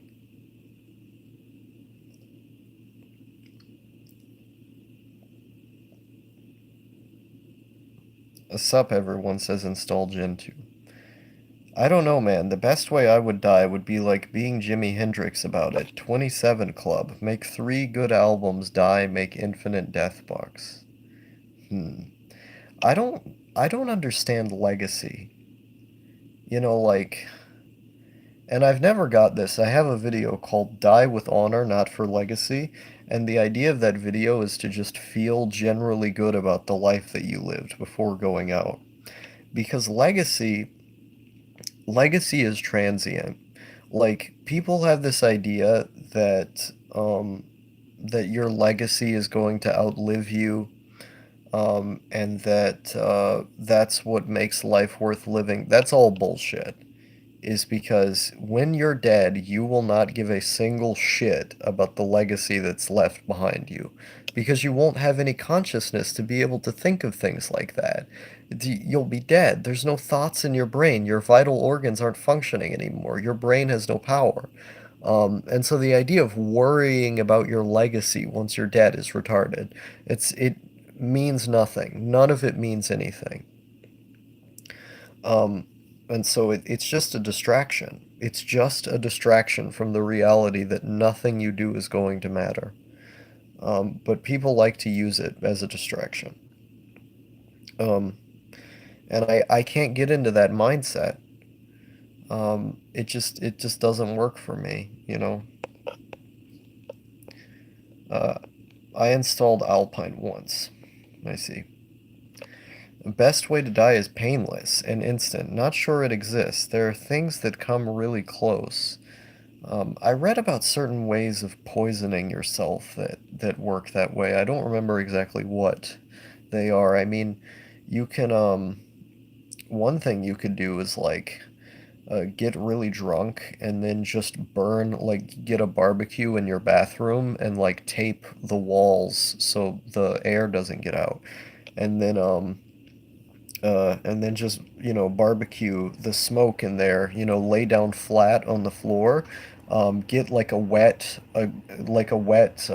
towel to put over your face as you're laying down, and just be drunk enough to withstand the pain of inhaling the smoke. And then eventually, as the smoke gets into your lungs for long enough, you die from the CO2 that's in the air.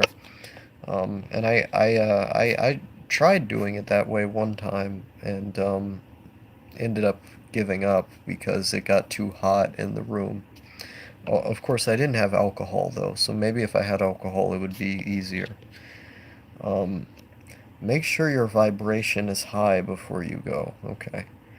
Getting old sounds based. Getting old sounds like the opposite of based. I really don't want to become a boomer. There's always the specter of legacy. I completely disagree. Um, there, for me, there's never been the spectacle of legacy because I see that it's all meaningless. So what the hell is it going to mean to me when I'm dead? If all time is equally real, then we're eternal, meaning all experience is immortal and happens forever. That just sounds like a mishmash of words you gave to me. That doesn't sound like a If all time is equally real, then we're eternal, meaning all. That doesn't mean anything in the context of what I'm saying, though, because what I'm talking about is what you can experience. If your brain and your vital organs are all no longer functioning and you cannot think, you have no thoughts in your in your head, i.e., no consciousness. Therefore, when you're dead, you would have not a care in the world about your legacy because you have no consciousness to do so. William Henry Harrison may have died 2 months in office, but his ghost lived much longer. Alpine Post for Gent.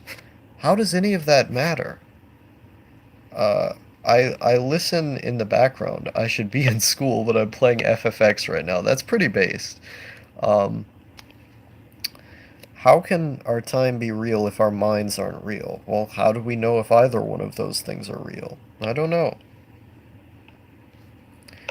Used to care about distros some time ago, then learned about systemed and other cancers and got tired of it. Wait, this is like a tech thing? I don't know what this is.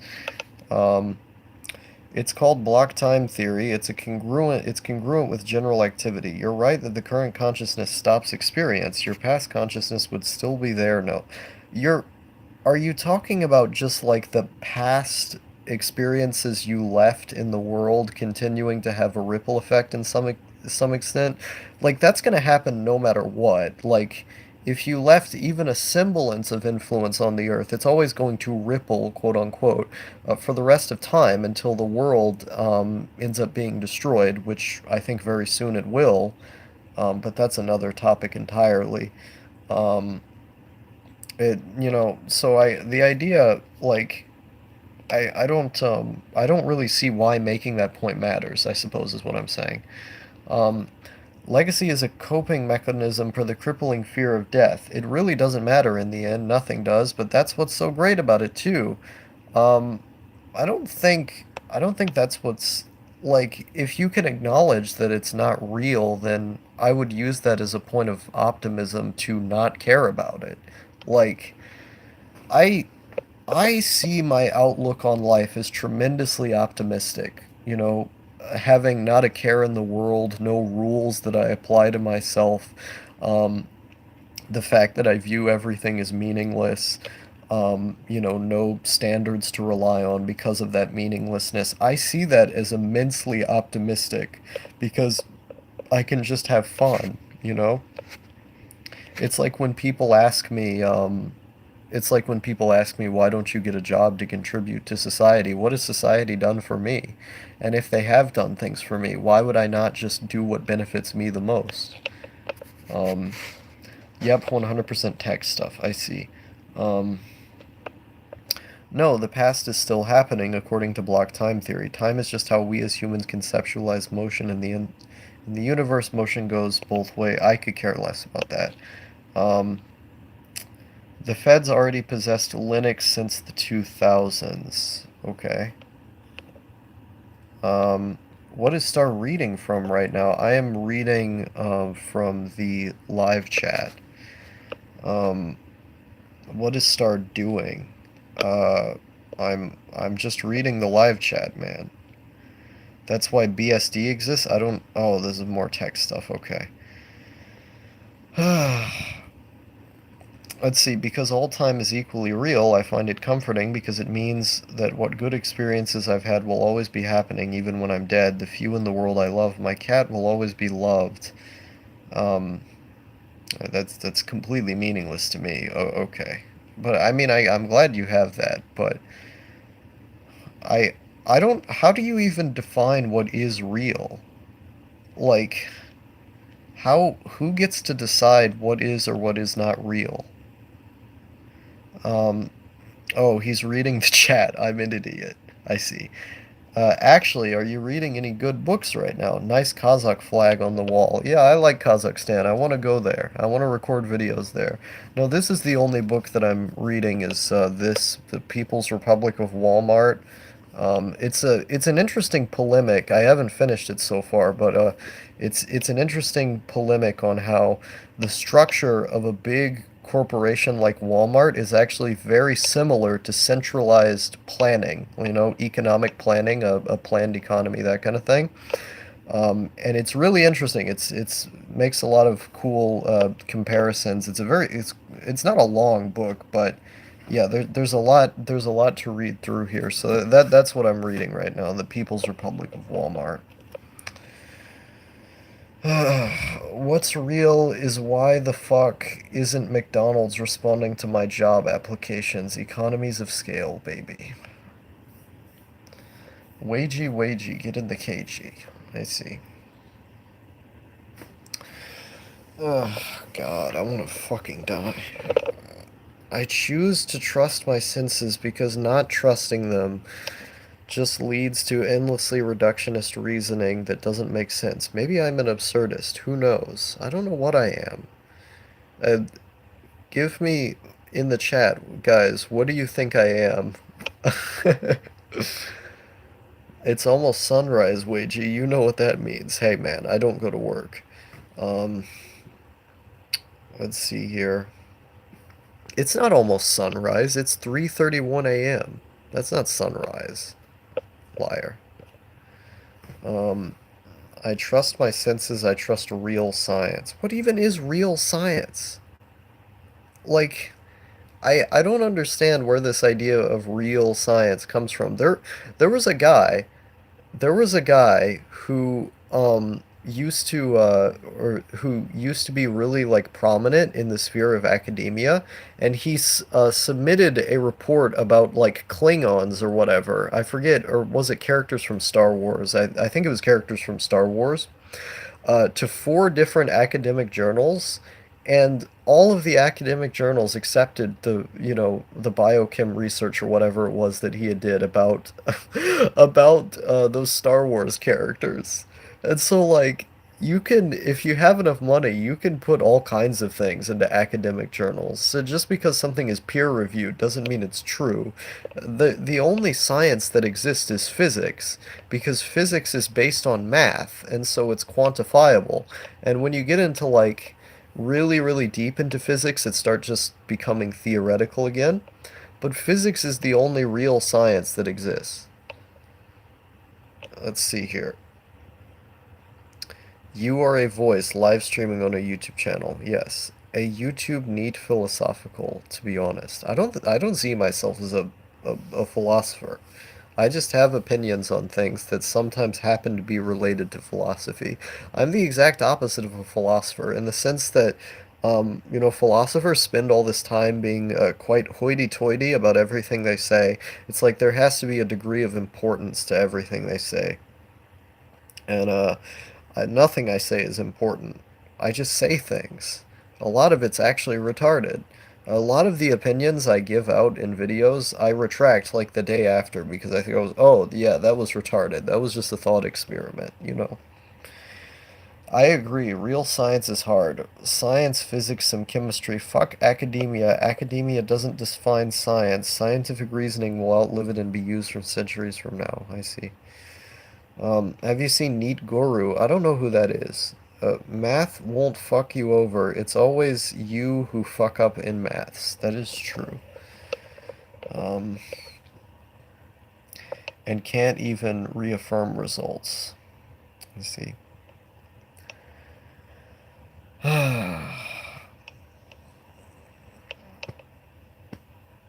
like doing these streams. They're a good way for me to cool off. I choose the implications of general relativity when it benefits me. Eternalism comforts me, so I like it. Um, it got me out of a fatalistic depression spiral where I didn't feel like I had any meaning. But not having any meaning is a good thing. Like, this is what I don't understand. Like, I don't get why. Maybe when I was younger I would understand it, but like that was so long ago now that, the idea of not having any meaning, that's just a fact of life to me. So where I don't know. It's so bizarre when I see people having existential crises over not having meaning. Like that just seems obvious. Ultimately, isn't a philosophical isn't a I think you mean philosopher. Ultimately, isn't a philosopher just a person looking for answers by asking questions about the human condition? This is what you're doing, right? Um, I I suppose that would be correct, but I don't like calling myself that. I guess you can call me that if you want to, but I don't like referring to myself by that label. Um,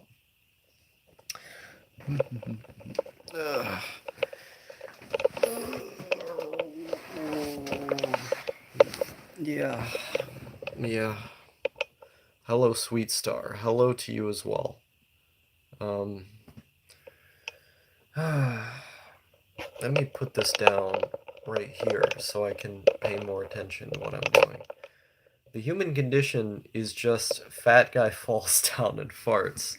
Yes, that is exactly what it is. Always. Do you still want to teach languages? I don't want to have a job, but if I were forced to do something, if there was something that I was like forced to do, uh, teaching English in another country, I guess I would do that. I don't want to do it. That's the thing. I don't want to work. Um, if there's a timeline where I don't have to work, I would prefer to not do that. I would prefer to not work. Um, it sucks living in a world where other races exist. Okay, man. All right. Uh, let's see here. It sucks living in a world where other people exist. I feel that every day now. Hmm. I need to tell you guys about Six Chord. I need. Have you guys heard of Sixcord, the version of Discord that runs entirely out of a Linux terminal? You guys, if you're stuck on Discord, you really need to be using that. Um, it it's like all of the problems that Discord has, besides the people, are just gone. Um, it's great. They do ban you though. They ban you for using an alternative client. Um, but at this point, I kind of want to be banned. What is it? Or what was it? It's six chord. Just look up six chord. It's Discord that runs in a Linux terminal. Wasn't what is an example you've of something you've said in a video that you don't believe anymore? Um, hmm. Well, what that's a good question. There was a time when like I advocated for more of hmm. That's a good question. I'd have to look through. There's got to be something. The ultimate autism is using terminal-based browsing. Oh, thank God, we can finally have Discord without those peering eyes. Um, Sixcord looks chill. Already know about Ripcord, Discord client, but not made in a browser. I see. Um, oh, geez.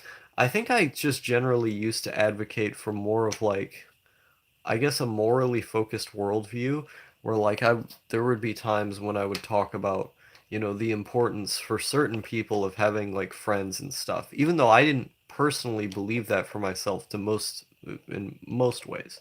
I would advocate for it, and I'm pretty much done advocating for things that I think would be good for other people because they don't apply to me, and so like it feels weird saying what other people have said would be good for most people, you know?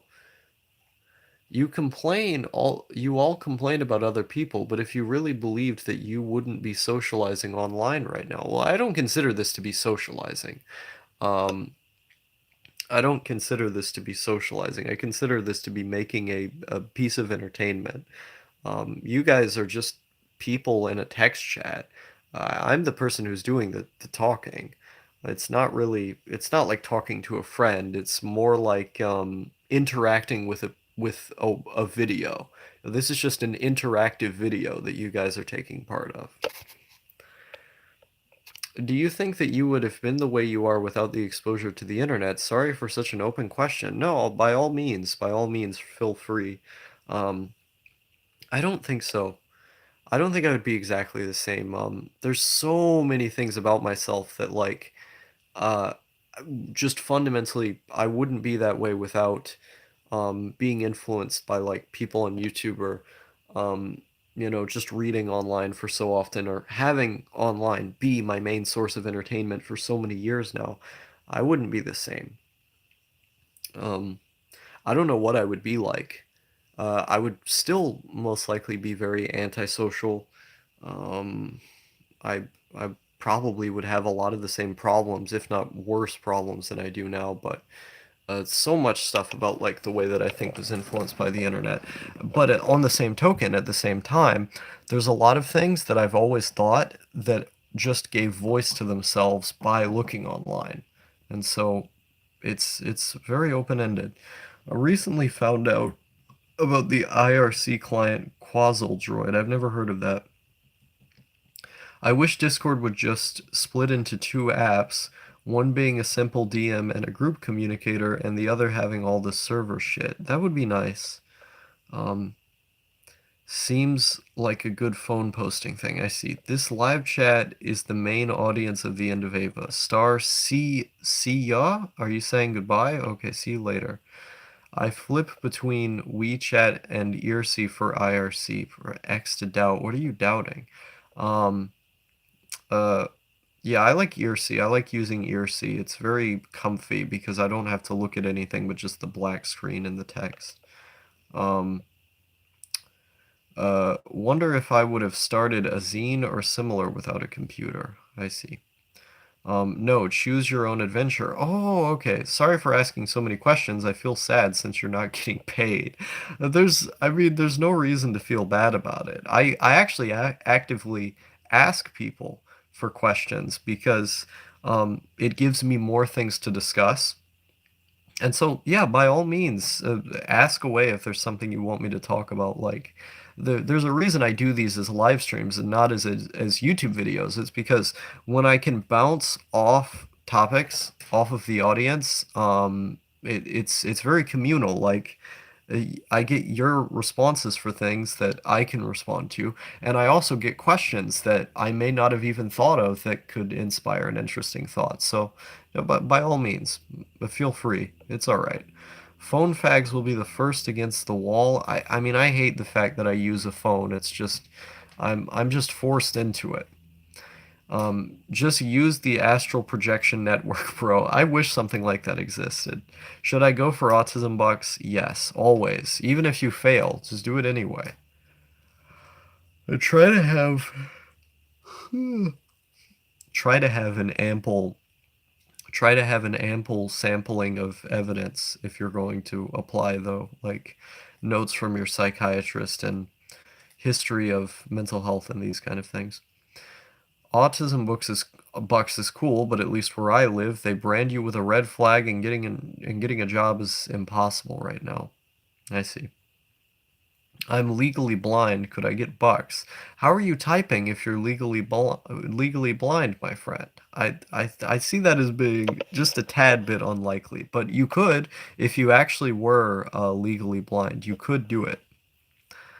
Don't you feel nervous right now? I'd be worried about what could happen if someone tracked me somehow. No, I could care less. Like, if someone did track me, and I mean, what the hell could they do? The police department around here, if they're, what are they gonna do? Call the police on me? First of all, I would have the right to just not open the door. Second of all, if they did, the police are so underpaid that by the time they would actually get to the scene of whatever, they wouldn't even be there on time and the stream would be over because the police the police here are so lazy and underfunded that they don't do anything. um and because I mean there's nothing they could catch me on, it would be fine. uh like what could they possibly do? What could they possibly do that could affect me? Even in the event that, it did get to the point where, okay, police are at the door, all I have to do is just not open the door and then just go to the station the next day and be like, yeah, whatever. Um, you know, I find it odd that people would be worried about something like that. If people found my address, what is there to find? What are they gonna do with something like that? Order a bunch of pizzas to my house? I'd just spit in the pizza man's face and tell him to fuck off. Like, there's nothing that someone could do to me over the internet that I wouldn't be able to just make stop, you know? Paying for opinions is such a weird thing that is just a regular now. I get newspapers and Digi's rants and whatever, but I wonder if ancient Egyptians paid to hear about some dude's thoughts on stuff. Um, I doubt it. It's pretty much a age of the internet thing. It has to do with personality cults and all that. Sounds like BLM around here. People want a new project, but they're still stuck on a decade-long timeline. I don't... Black Lives Matter? Is that what you mean? I don't know what you mean. Um, there's a lot of crazy people out there. You're definitely an impressionable character to a lot of people. I guess that's a positive thing. I appreciate it. Um, oh, Bureau of Land, I see. Um, but Violet Payne says, "Hello, dear. Hello to you as well." Um, yeah, I mean, like, if someone wants to be crazy, what are they gonna do? What are they gonna do? Come to my house? Like, I, okay, there's nothing to see here. My house is very dirty. Um, the stuff, like, the most valuable thing I have is this monitor. And this monitor is what, like, 300 bucks? I don't really have anything that's very valuable. Maybe if you put all of it in a truck, like all of it together, I guess would be valuable. But I mean, that would be a lot of stuff to sell off at once, and I don't think that would be very worth it. Um, I mean, we own guns. If someone in the state of Kentucky, you very much can you can defend your own property. So if someone comes onto my private property and they try to steal something, I don't know why I couldn't just shoot them. The absolute state of mind of Zoomers. Imagine paying for someone's opinions when you could buy an eThoughts unwashed socks instead. I think that's a little weird. Like, I don't understand the whole Coomer thing, and I know that's a Reddit meme, but like, I don't understand people who are so obsessed with sex that they have to buy articles of clothing and people's bathwater. I think that's weird. Like, I can barely get off as it is, and it's because SSRIs destroyed my sex drive forever. Thankfully, I'm glad it happened, but it's just a fact. And so, it is what it is. Paysono deleted his message. Damn. R.I.P. Ranchers and loggers and all the deer. Admiral Bird of Men. I don't know who that is. Um, E-Boy's Random Ranch Condoms. Oh wow, that is relatable. What did you do if all your internet accessing tech just broke down one day? I had to give up my laptop for a week recently and I had a borderline existential crisis. Well, I've had power outages that have spanned multiple days before, and I've lived in homes that were we just couldn't afford to have internet for quite some time. So it's happened to me multiple times. And I've gotten way better at it every new time it's happened. Where last time, when the power was out for several days, I just read books. I just sat outside and read. And yeah, I think I'd be fine. There's a nuclear option against Zoomers is a flip phone with a T9 keyboard. I wish I had a flip phone in comparison to this, but is what it is. When did Chan start importing Twitter memes, and why is it the worst thing ever? Dude, you are late on that. That has been happening for a very long time. Um, oh God, yeah, they've been. It's like a it's like a fit of incest. 2007 or so when the internet got shit. It's a very cynical take. This is 13 years ago now.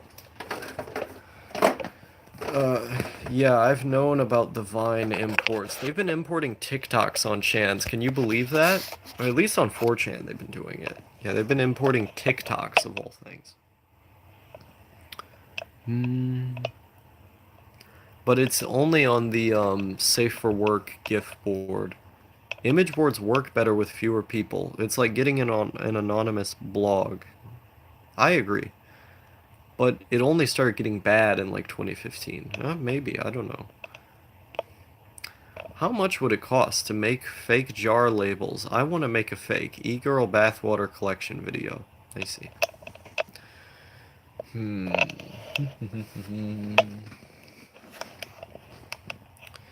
I realize that in 3 months from now, in 3 months, when I turn 18 years old, um, I can be allowed to use dating apps legally, I suppose. Um, I don't I don't know what I'm gonna do about that. I probably won't do anything. Yoshika Miyako read right now, he'd be like, "Oh yeah, man, I'm gonna use a dating app." I'd just be like, whatever. I guess I'll give it a whirl. It seems like a complete and utter waste of time to me, but if maybe it'll make yeah, maybe it'll make for a decent video. In chans and tour only chans are still small and comfy. I went to a few of the tour only chans a long time ago, and it looked like just a bunch of people trying to do illegal things. It didn't really seem like an interesting place. Everyone on 4chan has a timeline when it got bad, but every time I see complaints like that, they're inconsistent. It literally goes from 2 years after the site was born to yesterday. Dating app shitposting arc. Um, I really just want someone who I can do drugs with IRL. Like, doing drugs by yourself, it's fun and it's nice and it makes life easier, but um, it's like there gets to be a point when you want to do it with someone else. Star harasses thoughts on Tinder when, damn. Um, maybe I could find someone. Maybe I could find someone on like a dating app who would want to do drugs with me and would hook me up with like a dealer or something. I don't know. Well, 8chan was basically a 4chan speedrun. This is true. This is not untrue.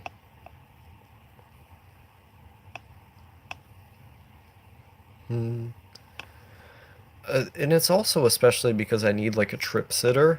Like, if you're doing LSD enough times just by yourself, like, eventually, eventually you're going to have an experience where you need someone there, you know? Do we have friend apps yet? Fuck relationships. Do you smoke weed, Star? Yes, I have for quite some time now. Trips in your room. Not in this room. This room has way too much stuff in here.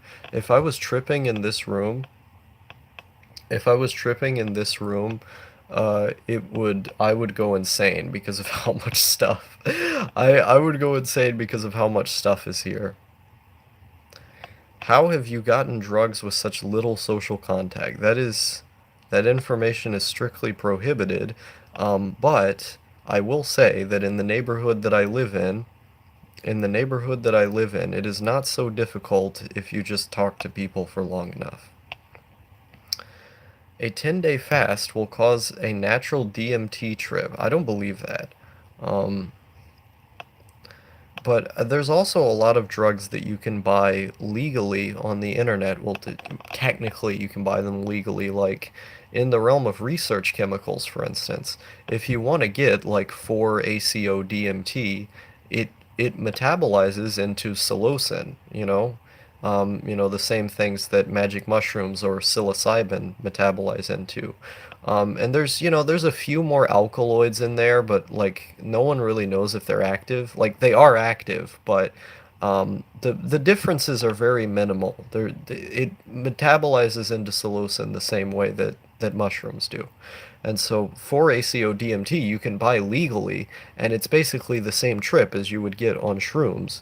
Um, you can buy 1P LSD as a research chemical, and I mean they're just tabs of acid. They're not very different from actual acid.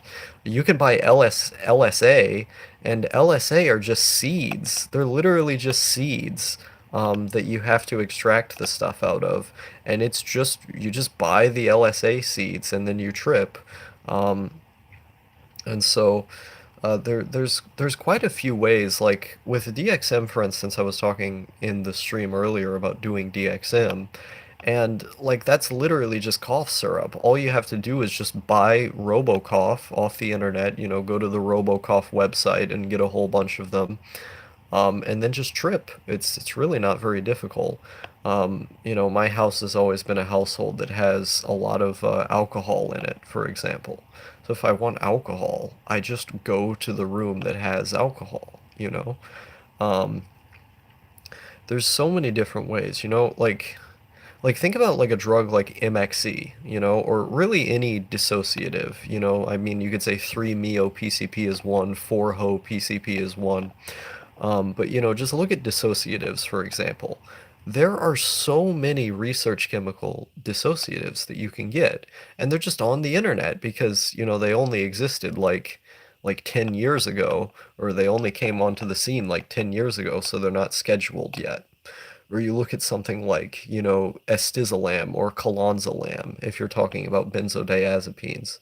Um, and you can buy blotters of those just as research chemicals. They just don't schedule these things in the United States because they're either too new or the DEA just doesn't care. Like the DEA knows that this stuff exists. They're just not doing anything about it. Um, Finally, brain fryers for literal autists. Um, he doesn't grow his own shrooms. Unfortunately, I do not.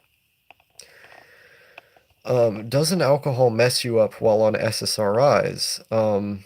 I don't take SSRIs right now. I haven't taken SSRIs in quite some time, but I do remember alcohol bothering me when I was on SSRIs. Yeah, but it really depends on what the medication is. Um, let's see here. You can get high. You can get high poppy if you try hard enough. High on poppy if you try hard enough. Yes. See, the other way. This is funny. The other way I would get drugs is just literally from doctors, where like obviously this is with easier stuff. Like you get like a non-benzodiazepine like Ambien, which Ambien is really good. You just get it from a doctor. Xanax. You could just get it from a doctor. Um, and then like with painkillers, when I had my surgery, they gave me oxycodone after my surgery. Like, do you know how hard-hitting oxycodone is to take? And it felt amazing. It felt absolutely wonderful to take oxys. But they just give it to you after after my surgery. They just gave it to me. I should say the second time I went to the hospital, the first time they gave me hydrocodone, which also feels really good to take. You take like four of those and you're out, you know. Um, so you should go Breaking Bad mode and make it a video series. I mean, I don't really know what I would have to say. Um, but yeah, let's see. What was I gonna say? Natural psychedelics seem better than man-made stuff. It really depends. Like I said, with 4-ACO DMT, it's like it is exactly the same as real shrooms. Like chemically speaking, there's no discernible difference from 4-ACO DMT and shrooms. Um, and like with other psychedelic, like I don't think people, I mean there's some people, but there's some people who would say that LSA is better than LSD, and LSA is just nature's LSD. It's just stuff that comes out of the ground. And some people would say it's better. But at the same time, LSA it makes your stomach hurt and you can potentially vomit and you might deal with diarrhea or something afterwards, whereas just taking a tab of LSD, you don't have to worry about any of that. Um, let's see here. Not not doing Gen Chem. Gen Chem is a pretty good skate mag. The hospital, aka the drugstore. In the United States, yeah. 3 shots of 40% alcohol gives you crazy long vivid dreams, at least for me. That didn't I've drank way more 40% alcohol than that, and I never really had that experience. Um, I almost never remember my dreams, so maybe that's why. But like, it's interesting because you get like a psychedelic like 2CB. 2CB, it was sold as legal LSD for, wait, no, it was sold as legal ecstasy. Excuse me. It was a psychedelic that was sold as legal ecstasy, quote unquote, for a while. Um, and 2CB, it's illegal, it is illegal, but you can buy as a research chemical 2CB fly. And like so they scheduled 2CB, the research chemical, as being illegal, but then they just came out with a new one called 2CB Fly, which, for all intents and purposes, ostensibly is exactly the same. But just because it's very slightly different and is called 2CB Fly, it's not illegal and you can buy it. I think that's fucking hilarious. I think that's amazing. Um, uh, Ass orgasms, drugs. I completely disagree. Considering home brewing. What are you considering home brewing? But it's interesting because you have things like dimethyl or DMC, which is literally just cocaine but less strong. You just buy it on the internet, you know? Um, I remember when K2 was a big deal. The only 2CB I recognize is one of those Honda CB250s in town. That's pretty funny. Um, well, there was a time in the US when people were taking 4-MMC, um, and they called it Meow Meow. That was the name of 4-MMC. Um, and it got scheduled because it came out in like I think it was like 2011 that one came out, but the effects were so severe that it like caused someone to mutilate his own genitals, um, and so 4MMC got scheduled, and like we have like at least one recorded death from like 3-MeO PCP, for example. The DEA knows that these things are out there. It's just a matter of when they're getting scheduled. It's no one knows when that's going to happen. But I find it very interesting. A government at its finest. It's almost the same, but but a bit different. So the lawyers can't do shit. I see. Amazing. Remember when middle schoolers used to smoke Smarties? Did that actually happen? That sounds retarded. Um, uh, weed made someone bite his tongue off. I mean, if you smoke enough weed, and you're that type of person with a very paranoid personality, you can potentially go into psychosis, and because you're going into psychosis, it can cause you to do things that you wouldn't normally do.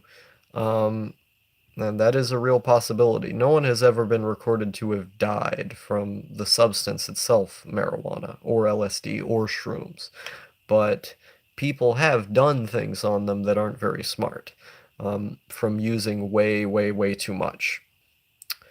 When's Vice going to cover the drug community? I think they already have.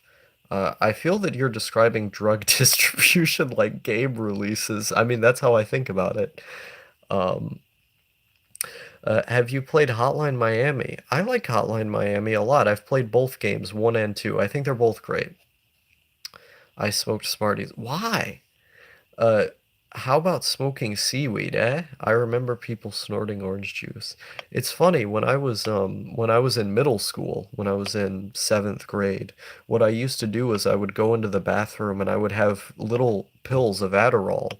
And I took these little pills of Adderall, I would have them crushed up, and just in the bathroom in middle school, I would just snort them while I was in there. And then I would get so jittery and excited and focused that I would go into class, after the break was over, um, that I was ready to get my work done. I couldn't even focus in class very well without doing that because I was so bored with the subject matter. But I would have my bits of Adderall that I'd take and smash up in the bathroom, and then I'd snort them when I needed them. But it was getting to the point where, I had used so much that my heart rate was getting out of whack. And so I had to stop. But yeah, that was one time. One of the things I used to do as well was, when I was 14 years old. It was around, like, I had just turned 14. It was, in April, and so the school year was starting to wind down. I took a whole bunch of vanilla extract. I took a whole bunch of vanilla extract. It had to have been like 60% alcohol or something. We just had a whole bunch in the house. And I drank a shit ton of that. And then I went into school like completely drunk for the entire, well, not the entire day, but for a good portion of it. And it was pretty funny. Let's see here. Middle schoolers are fucking retarded. Holy shit. Um, People used to snort Fun Dip in school. Yeah, I don't know what all that's about. This is weird.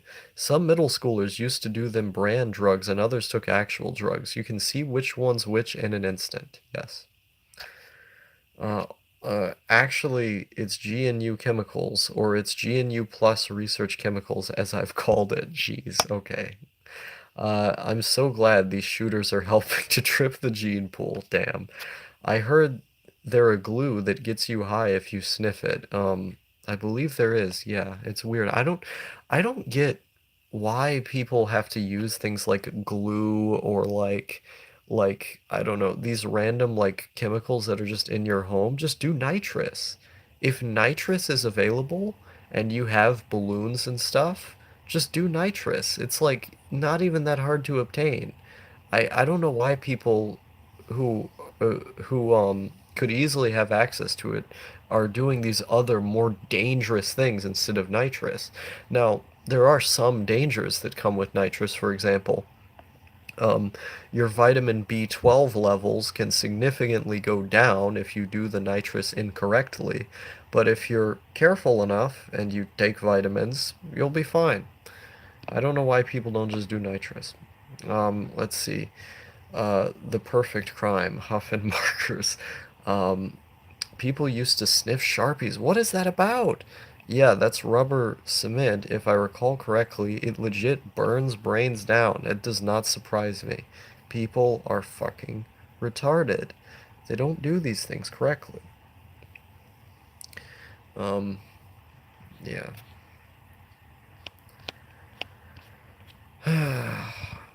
Yeah. 5 a.m. by the way. It's 4 a.m. where I live. You guys live in the not real time zone. Can the act of making or consuming drugs be considered an art form? I think making them could be, because if you make anything that can be your art, it's just something that you make. Oftentimes people's passion is in it.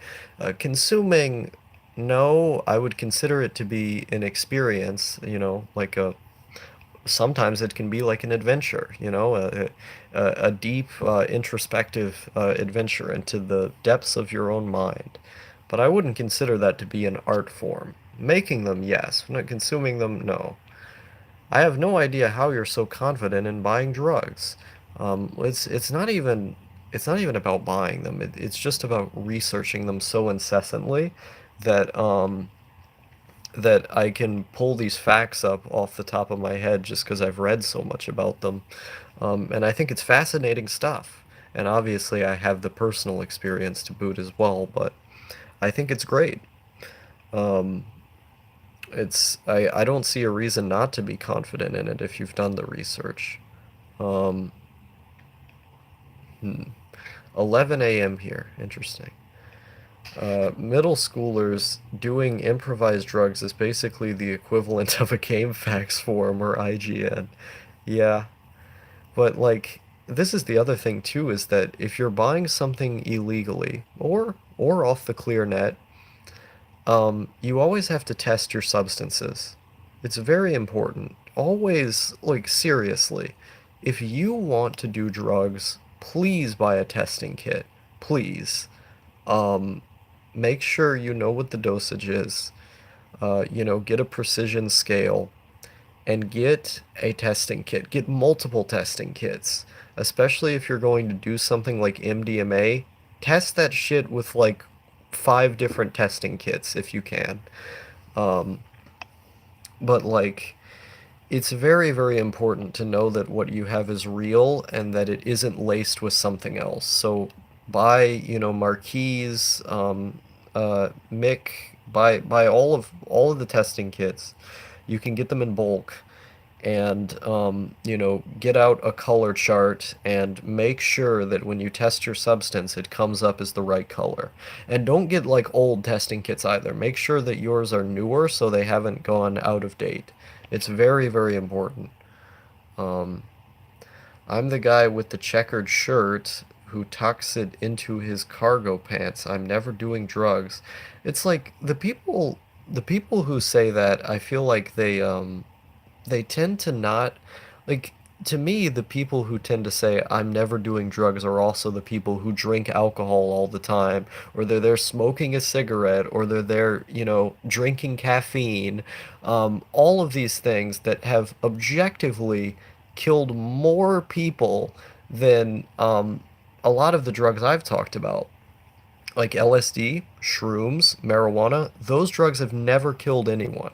They have never been documented to have killed a single person. And yet, we see things like caffeine, and even something like Benadryl, which can be DPH if you use it the right way, but that's a whole other discussion. Or something like alcohol or cigarettes that regularly kill thousands, if not hundreds of thousands of people a year. And those things are considered A-OK and just fine, when they're doing objectively long-term damage to your body. And yet, people consider something like marijuana or shrooms things that long-term have oftentimes immensely positive effects on your body and your psychological well-being as these dangerous illicit substances that no one can do. I find the double standard there absolutely disgusting. And a lot of it comes out of the fact that people aren't educated on these subjects, and so they don't know what they're talking about. Um, let's see, read a Twitter thread about something awful goons eyeballing some research chemical and overdosing. I see. Um, Man, if you can buy 1,000 ladybugs on Amazon, then why can't you buy weed? Weird world. Nice. Um, I don't smoke, but I occasionally drink. I'm in bed by 11 p.m. and make sure I get 8 hours of sleep no matter what. Um, and that would be a utility in which drinking would make sense. It's not a very healthy way of doing things, but that's the point, is that drinking is a drug. It's a mind-altering or psychoactive substance. And so, like, saying that I'm never doing drugs, it's not true because objectively you have done them, which is it's alcohol. Um, and so I don't know. I dislike the way that people talk about it a lot of the time because to me it feels disingenuous the way the conversation is often framed. Um, vitamin gummy trip. Um, Gardening on salvia. Nice. A vitamin trip would cause nerve damage. Yeah, that wouldn't be a trip. That would just be breaking your brain down. I think those people are not so much stupid as they are scared of having to manage dangerous stuff by themselves, whereas everyone understands safe ways to consume alcohol and six. But this is what I'm saying is that, like, the very fact that you're consuming those things is less safe, like objectively less safe than consuming those other three substances that I mentioned. But because people don't know anything about them, they're considered these illicit, crazy things that you shouldn't do.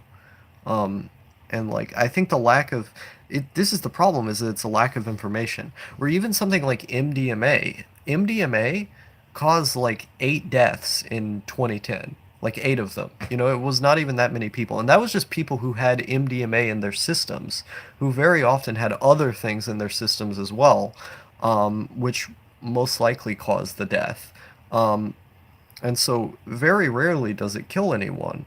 Um, Saying that 8 people died that year would be generous. And yet it's considered to be this horrible, terrible thing, when in fact the majority of the potential risks that come with doing MDMA come from the fact that it's illegal. For example, people will be cutting it with like methamphetamine or some other just random chemical, like I guess 6-APB. Maybe they'll cut it with that. Who knows? Um, and that often is the thing that kills people, is the fact that it's cut with something else. Or people will give you too high of a dose, and you'll take like two pills of Molly, expecting that they're 100 milligrams each, and actually they were 200, and you die. Like it could completely depend, but the majority of these problems that are caused are as a result of a lack of education and prohibition. We would live in a far, far safer world if all drugs were legalized and people could readily find information um, on these substances. If people were educated, people would be safe. If people were treated like adults with what's in their body and what they choose to put in their body, then people would be safe.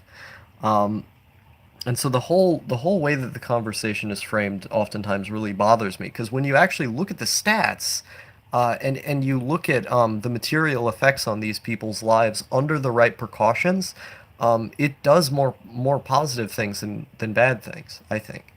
And so that's my little spiel about that. Uh, but I mean, yeah, again, just always, if you do MDMA, especially, always test the pill with like 4 different or 5 different tests, because they can all potentially pick up different things, and it's very important.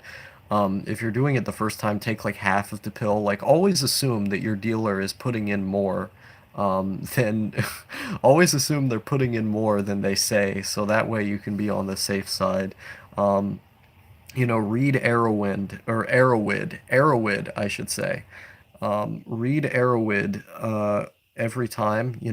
Read people's articles of people's experiences. Read about the effects. Read, yeah, no, I was about to say I didn't mean to mix them up. Read, go on Reddit and read people's. I would never say go on Reddit, but like look at people's experiences there. Go to bluelight.org. You know, just do as much research as you can before you use anything. Try very hard. Don't go into something blind. Um, let's see here.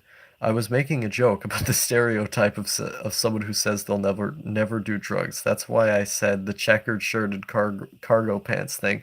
No, I figured it was a joke. I was just making a broader point off of that joke. How do you afford drugs if you're poor? Most of the time I don't. Um, a lot of the time I get them for free from a neighbor.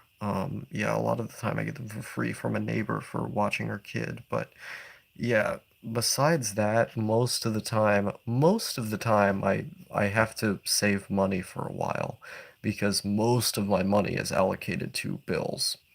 The in bed by 11 p.m. thing was copy pasted. Oh, okay. Um, Psychedelics are like the boogeyman of drugs to most people, and they really shouldn't be. That's the thing is because, like, like shrooms and acid are completely safe, but they're considered to be like the most dangerous one because of the way they're portrayed in the media. Soccer moms ruin everything. I agree. The only drug I need is a lolly feed. Okay. Um, Let's see. Go on Reddit, star 2020, very hard, star. Yes. I don't know what that very hard was in reference to, but yes, absolutely, every time. Make Silicon Valley tech workers microdose fentanyl challenge. It's funny. I was looking at a picture the other day of the lethal dose of fentanyl versus the lethal dose of heroin. And like the lethal dose of fentanyl was like 3 specks. It was like barely any at all. It was so small. It was such a tiny amount. And it's like no wonder so many people die off of this every year is because people who just want to make money end up lacing pain pills with it. Um you should do I'm never doing steroids. No, I'm never doing that. Um, but like people will lace pain pills with it in order to make more money. Um, or just to fuck with people. And it's really terrible.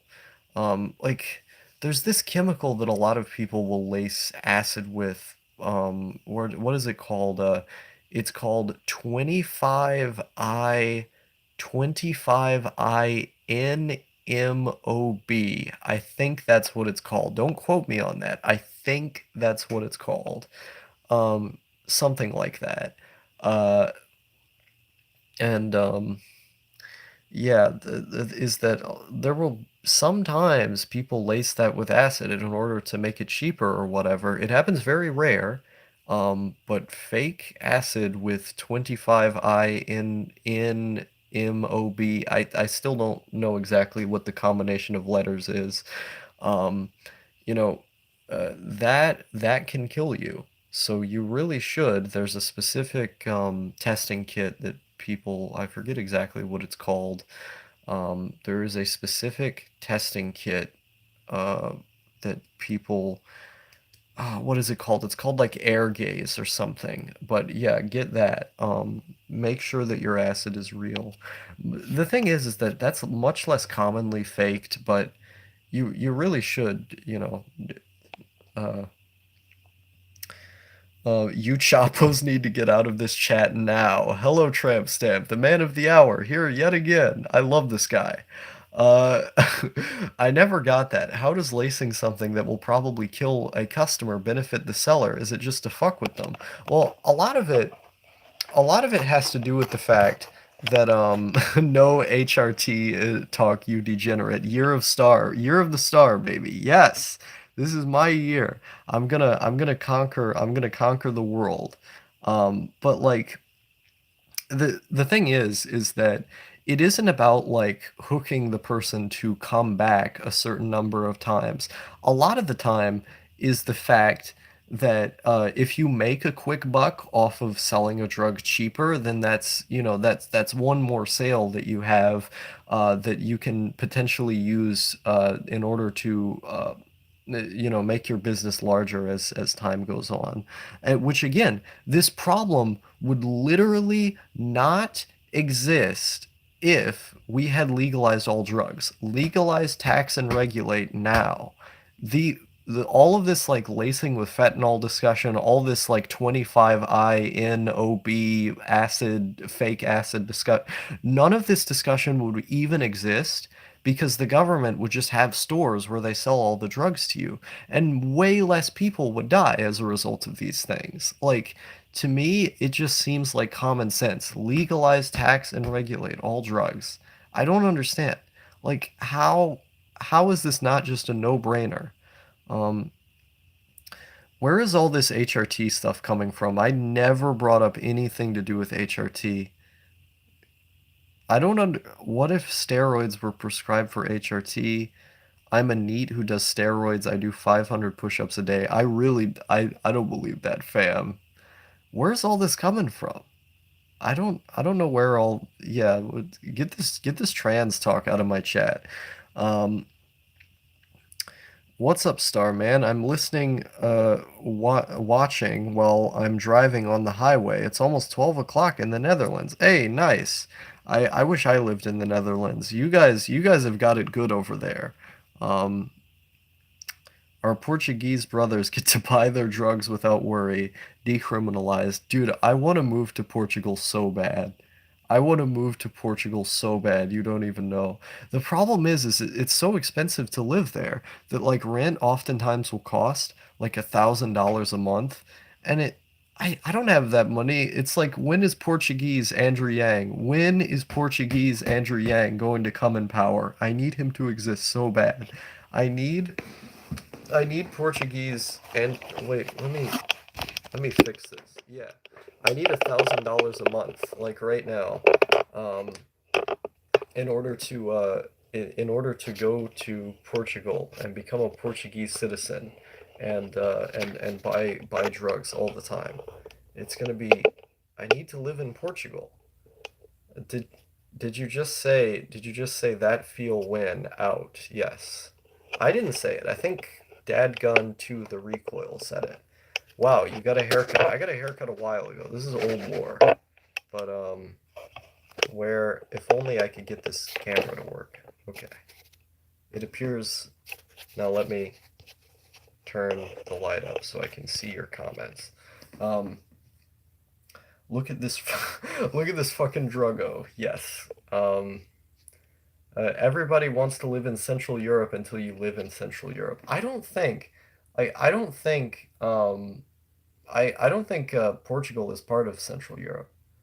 We need an AOC to implement socialism in Portugal unironically. You will migrate easier. But then when they want to keep out all the migrants to keep people from getting their free stuff. MFW, no long hair. RIP. Did you just say unironically? Reddit. Oh boy. Yeah, it's like every 5 seconds in my chat, we have a new person saying that something is Reddit, and then someone else who disagrees saying that it's not Reddit, or someone's like the it's like everything is just called Reddit every day here. What is not Reddit? If everything is Reddit, then nothing is Reddit. Is we can't differentiate between all of these Reddits that are existing at once. I don't under existence is Reddit. I don't understand. Where does it come from? I don't get it. That dome is pure. I like it. Thank you. Um, Netherlands are Central Europe, right? Yes, Netherlands is Central Europe. They're around Germany and Austria and all those fags. Condé Nast owns Reddit. Who's that? I don't know who that is. Um, yeah, Southern Europe is the hot part. Um, but yeah, let's see. The war on drugs helps the US spread its imperial interests to Latin America. It's real politic bullshit is all any sane government would legalize. I agree. We need it. We need it right now. Are you in Amsterdam or Chettelet? I don't know what that's about. Thus, golf gang is Reddit. Do you bench press star? Do I look like I bench press to you? Who do you think I am? It's oh yeah, no, I'm oh, Chad Star. Welcome back to another. I can't even do a Chad voice. I like look at my arms. Do I look like I bench press to you? Look at how small these arms are. I do the exact opposite of bench pressing. I do sit down pressing. I press my ass onto a seat. Who do you think I am? Um, Jim Roussel. Okay. Yeah, no, I'm not a gym cell. Damn, Star got swollen in the last 5 seconds. Khan Academy voice training time. Is that another trans thing? Come on, guys. Come on. Who do you take me for? Um, but yeah, the world is so weird. The government is basically Mr. Macri from South Park. Drugs are bad. Drugs are bad. Okay? Yeah, it's true. Stop speaking. It's Reddit. Stop. Yeah, the very fact that I'm using the English language is Reddit because its fan base and user base are predominantly English speakers. So if you speak English, that's Reddit. It's not okay. It's not okay. If you've ever been posted on Reddit once, it means you're a part of it. At that part, I'd be more willing to believe if push came to shove, but you know what I mean. Everything I don't like is Reddit. Yes, that's how it works. That's how it works. Everything, everything in the world can be quantified as being Reddit. Voice coaching has been a real ass thing for decades. That is true. Voice actors. Bro, you're breathing. Go back to our breathing, Reddit, bro. Yes. Yes. Um, how the fuck do you think opera singers do their voice? That is true. R slash whoosh. Whoosh. Whoosh. Hmm. There's only one part of Reddit that's based, and and it was r slash small penis problems, and they took it from us, the mods. Wow. Did they actually get rid of the subreddit? No, the only subreddits that I go to, like I said before, are just I just go to the drug subreddits when doing Google searches in order to find guides and stuff. Like the first time, however long ago that I did DXM, I had to go to the DXM subreddit to read a whole bunch of guides on what the different plateaus felt like. Um, r slash stems is wild.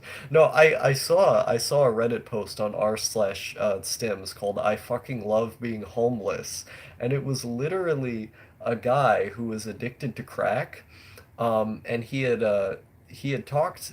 You will be there a lot in your college years. I hope not, to be quite honest with you. I don't like stems very much. Um, I liked them more when I was in middle school. When I was in middle school, I did a lot of Adderall. Um, what was I gonna say? Oh yeah, uh, Reddit crackhead face, maybe. There's a slight placebo. There are placebo drugs that slightly outperform the real drugs. I don't believe that. But yeah, like, what was I gonna say? So I saw this post on r slash stems, where people, uh, even the most straight edge college kids will snort Ritalin here and there before exams or something. Yeah, I mean I've done Ritalin before. There was a time in the summer of 2019 when I would snort Ritalin during the morning to wake up, and then I would take Xanax in order to go to sleep. Um, I hope I'm no father to a Reddit crackhead. A regular crackhead would be enough. And then a Magic Obscura just says Reddit. Um, but yeah, like I read this post on r slash stems where the guy was saying how much he loved being homeless because he met so many girls that he could come inside of. Where he said, "Oh yeah, I get these shorties all the time, and they let me come in them, and I can sit up here in trees at nighttime just thinking about life, smoking crack." And like it was the most bizarre. It had to have been fake because the name of the post was called "I fucking love being homeless," and then the name of the user was called "I love smoking crack 48." And it's like there's no way this was true. Absolutely none. I didn't believe it for a second. I got stuck on Ritalin as a kid by my this psychiatrist. Yeah. Um, they do that. They profit off of what they prescribe you. Um, this is so sad, right? The only Skittles that I have left are these, like, two. I only have these two yellow ones left, and I don't like yellow Skittles. I think yellow Skittles are really bad, and so I don't like to eat them. but they're the only ones I have left. And so it's like, what am I gonna do? 15-day fast and then go and binge. Why do you keep telling me to go to the gym, man? What would I get out of going to the gym? I don't think I would get anything out of it. Now got me wondering if there's a Reddit for homeless people. There probably is. I mean, there's like a Reddit for everything. Anyone can make a board there. I mean, if there if there is an r slash Yoshika Miyako red, there has to be an r slash homelessness. I mean, red otaku neat. Come on, man. Come on, man. If that guy can have his own subreddit, anyone can. Endorphins? I've never gotten very many endorphins from exercising. I've never understood that because, like, I used to exercise much more than I do now, just because I thought it was like the thing to do, you know, young star, impressionable. And it never did very much for me. Like the endorphins that everyone else talks about, I just felt tired afterwards. Like there's these people on Discord and chans and stuff, especially if you go on the fit board, where they'll be like, "Oh yeah, dude, I love the pump of my own iron and stuff." It's like they get addicted to it, and I never got that. You never once ran as a kid and got a bit of euphoria.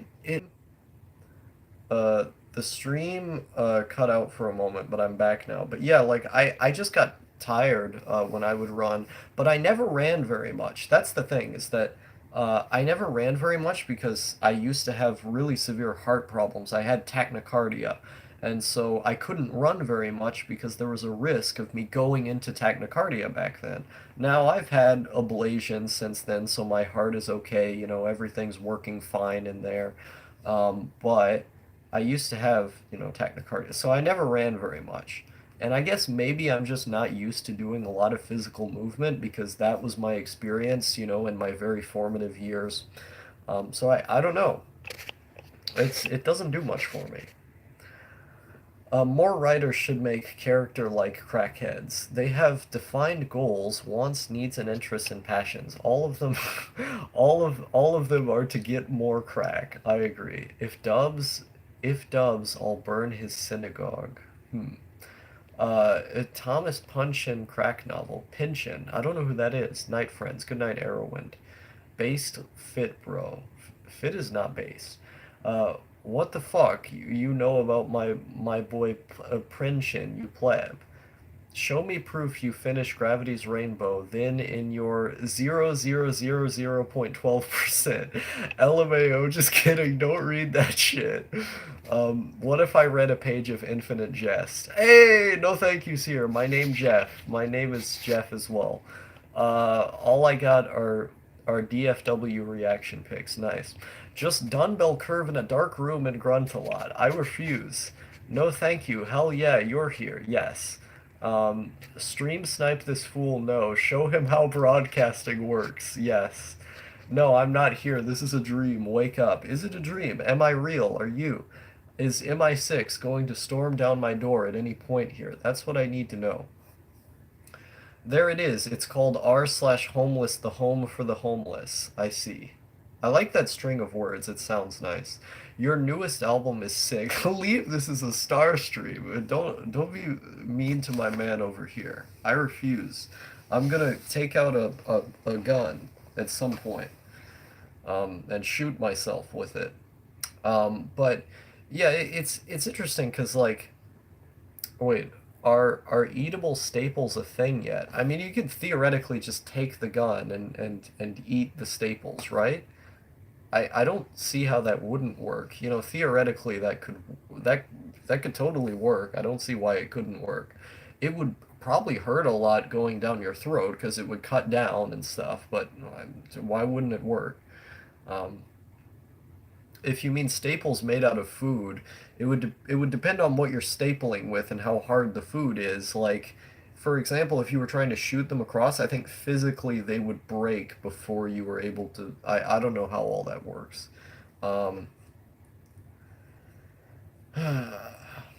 this is so sad, right? Because I scraped everything I have out of this wooden thing, and then I scraped everything I have out of my metal pipe, and every all of the like little bits of weed that I had on my desk, and I used all of it, and now I don't have anything.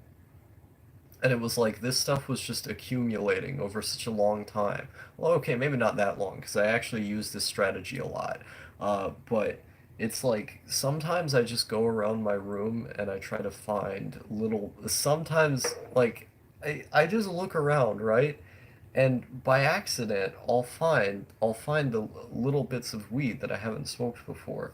I'll instantly take it, and it'll start accumulating around, and then eventually, once I have enough, that's just around my room. Um, nice. Weed unbased, recreational sleep deprivation based. Do you remember that psychological paper I had sent you about the antidepressant effects of not sleeping? I think that is just exactly you. Like I think not sleeping gives you this energy that it doesn't work for me. Like I was so fascinated reading that paper because I have literally the exact opposite experience. I too am a slave to the herb as of late. I excavated my carpet for some leftovers. Yeah, no, it's always a fun time. Like I'm thinking of looking like behind my monitor and stuff, because there's got to be more around, right? Like sometimes I'll just find pieces of blunts just in my bed, just in my bed. Why is it there? Just in my bed, just around. Now, how did that happen? I don't know who did that. But it was funny because like it wasn't the other day. It was a little while ago. I had when I was doing spice, the synthetic weed, I had found like a tiny bit. I had found a tiny bit of a spice blunt just in my bed, and of course I threw it away. I didn't want to use it again.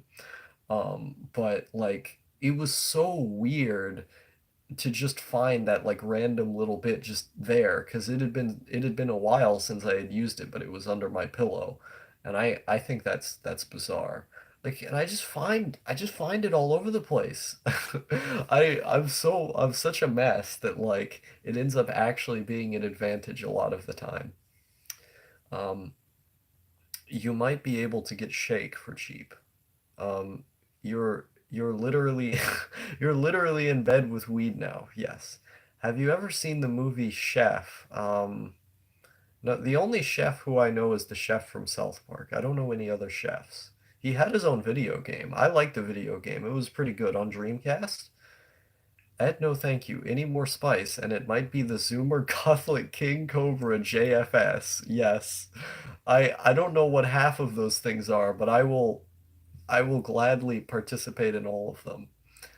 Um, from 2014. No, I haven't watched it before. Um, I need to watch more Star Trek. I think Star Trek is good for your brain. It's healthy. It's healthy to watch Star Trek because it's just a good show. No is being Reddit now. Everyone is Reddit. I don't understand. Best Dreamcast games. Why is number one Space Channel 5? Space Channel 5 is a good game, but like Star and Cobra are basically the same person. Who is Cobra? Wait a minute. King Cobra. Gothic King. Who is that? Max Mofo memes are are unbased. Who is this King Cobra guy? I don't know who this is.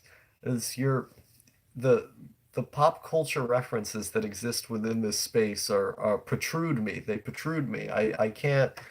Um, Let me see here. I'm gonna look this guy up. This King Cobra fellow. I'm asking because I genuinely like Chef. It's a good movie. Why are you asking if he had seen Chef? I'm about to watch it. Okay. Um, Gothic King Cobra is an older E documentary. Interesting. I Chef is a good food movie. Or is the subject of one. We've achieved the Reddit singularity. Yes. Let me look up this fellow right here. I don't like how much facial hair I have. I really need to chop it all off and to make it all go away. So it says it's a snake. I looked this up and it says it's a snake. What the hell? Let's see here. Gothic King Cobra. Who is this guy? Has spent years entertaining hundreds with his brilliant unorthodox YouTube video blog and ear-piercing music. Oh boy. I think this seems like it's like exactly me. This is not okay. Oh my God. And I'm looking at a picture of this guy. He looks like the most autistic man in the world. This is me. This man, you don't understand. Like, this is literally me right here. And the guys from Montana. Oh no, Midwest bros, BTFO'd. Like, this is basically just me. It's gonna be even more me. He's the opposite of you intellectually, but you share the same occupation. Damn. He's from Casper, WY, Wyoming. He that is our guy. Slash our guy is Gothic King Cobra. I'm gonna have to check this out. This looks great. Um, yeah, I can't believe I didn't know about this guy. Yeah, and he's another smoking bro. Nice. Um, but his face looks so weird. This guy is what you turn into if you OD on soy. Yes. Yes.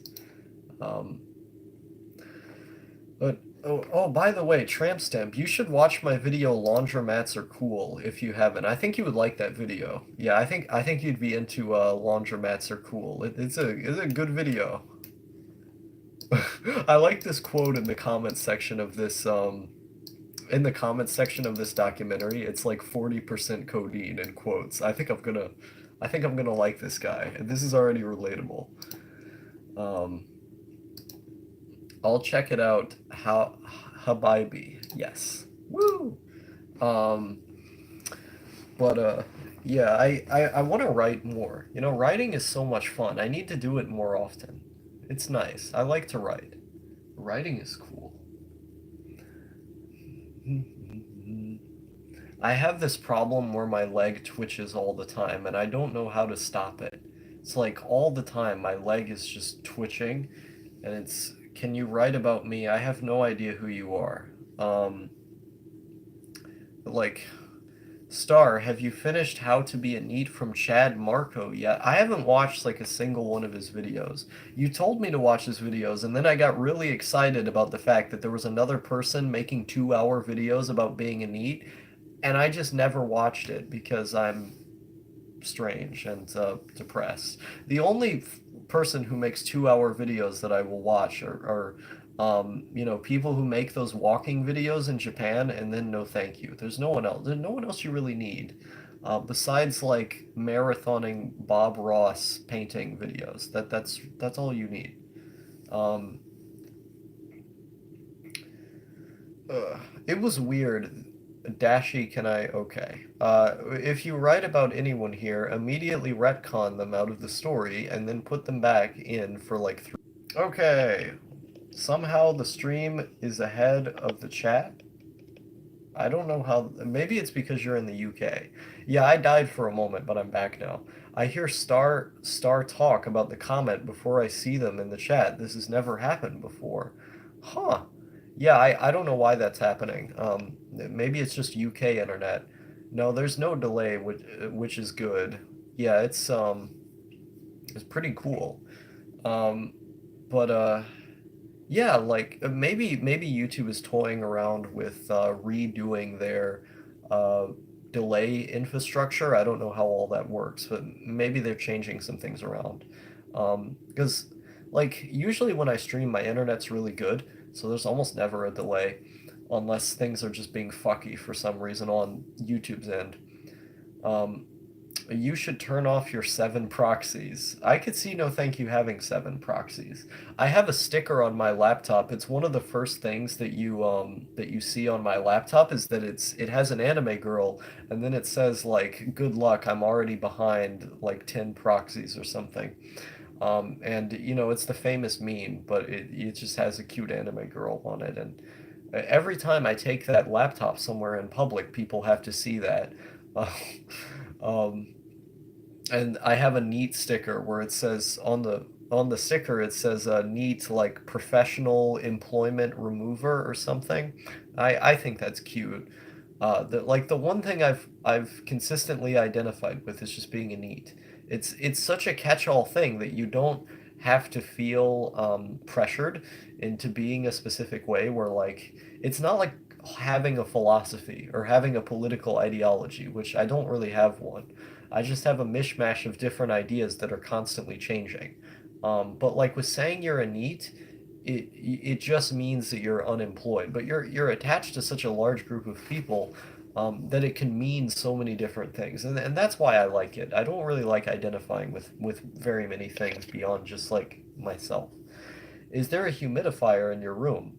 I hear an eerie ambience to this stream, or do you just exude melancholic sounds in your room? Well, um, on the other end here, literally like on the other side of this wall, there is a fridge. Um, and the fridge is right up against the wall. So like if you put your head like right here for instance, you can hear you can hear the fridge like exactly. And I can hear it right now. Maybe look in your fridge. There's not much. I don't want to get up because I could potentially wake someone up because I don't know if my dad's door is closed or not. Oftentimes he does close the door when he's sleeping, but he hasn't been for the last like couple days. So I don't want to open the door and then accidentally wake him up or something. Might be his desktop if it's on. My computer barely makes any noise. It's not really doing anything. Play Ram Ranch on stream. Ram Ranch is under siege. I don't know what that is.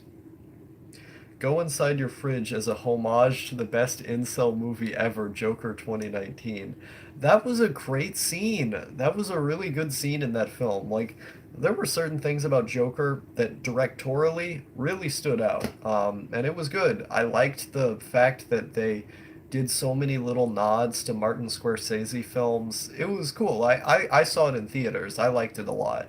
And it was great too because I think around that time I had just gotten paid for my ad revenue that month, and so I had like a little over $100.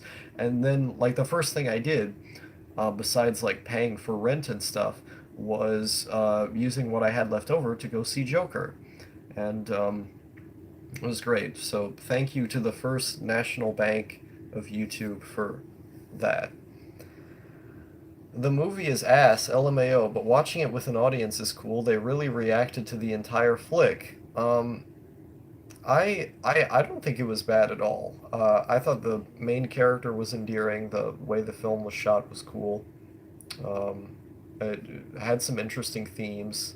There was a lot of moments that just felt good to watch. Like, I guess spoilers if you haven't seen the movie. Like the moment where the gun falls out of his like I actually cringed at this moment. That's how powerful it was. When the gun fell out of his pocket in the children's hospital, that was great. And there were certain parts like when White Room by Cream had played at the end of the movie, like that just felt good to watch. Like there are parts of that movie that just felt good. Um, Bruh, of course Star was first in line for Joker 2019. I love it. Yeah, no, I saw it pretty fast. A pool seems deep if you've never seen the sea. I didn't say the movie was deep. Um, Wait, why didn't we actually get a Joker film shooter? Don't we live in a society? Every neckbeard keeps talking about Joker. Yeah, the people are a little obsessed with it. Neat Former's wages in disguise, and it's weird too because like I related so much to the main character, and like the main character is obviously the bad guy, and so it feels like something I shouldn't say, especially because he's retarded. Like the Joker is a retarded guy. He's actually dumb. And so the fact that I relate to him doesn't really feel like something I should brag about, you know? Would you unironically watch a Neat Formers? Finally a gamer movie. Uh, yeah, it's I guess I would watch it if someone put it in front of me. I don't know. Uh, the Joker in this one was Def a Chapo. I see. Um, but apparently they're gonna make a sequel to the movie. It's probably gonna be bad, because the movie wasn't meant to have a sequel because it did so well. They're just making one anyway. They're talking about making an R-rated DC cinematic universe, which is kind of nice. When are you gonna do another meme stream? Did I ever do a meme stream? I don't remember doing a meme stream. The enemy of needs and the enemy of needs and need formers are 6'2" men with predator eyes. Okay.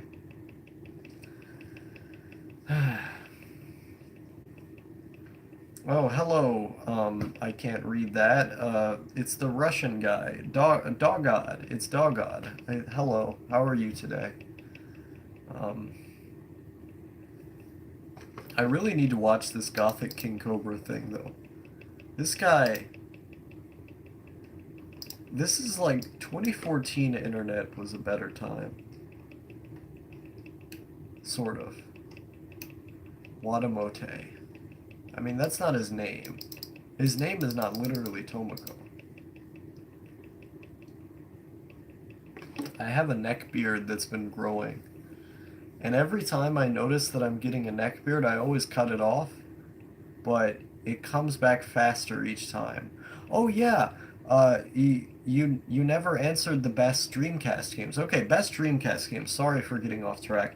I think Sonic Adventure and Seaman are like top two for me. Or well, obviously Shenmue. Okay, Shenmue is the best one. But then if we're to do second best, then Sonic Adventure and Seaman are like up there.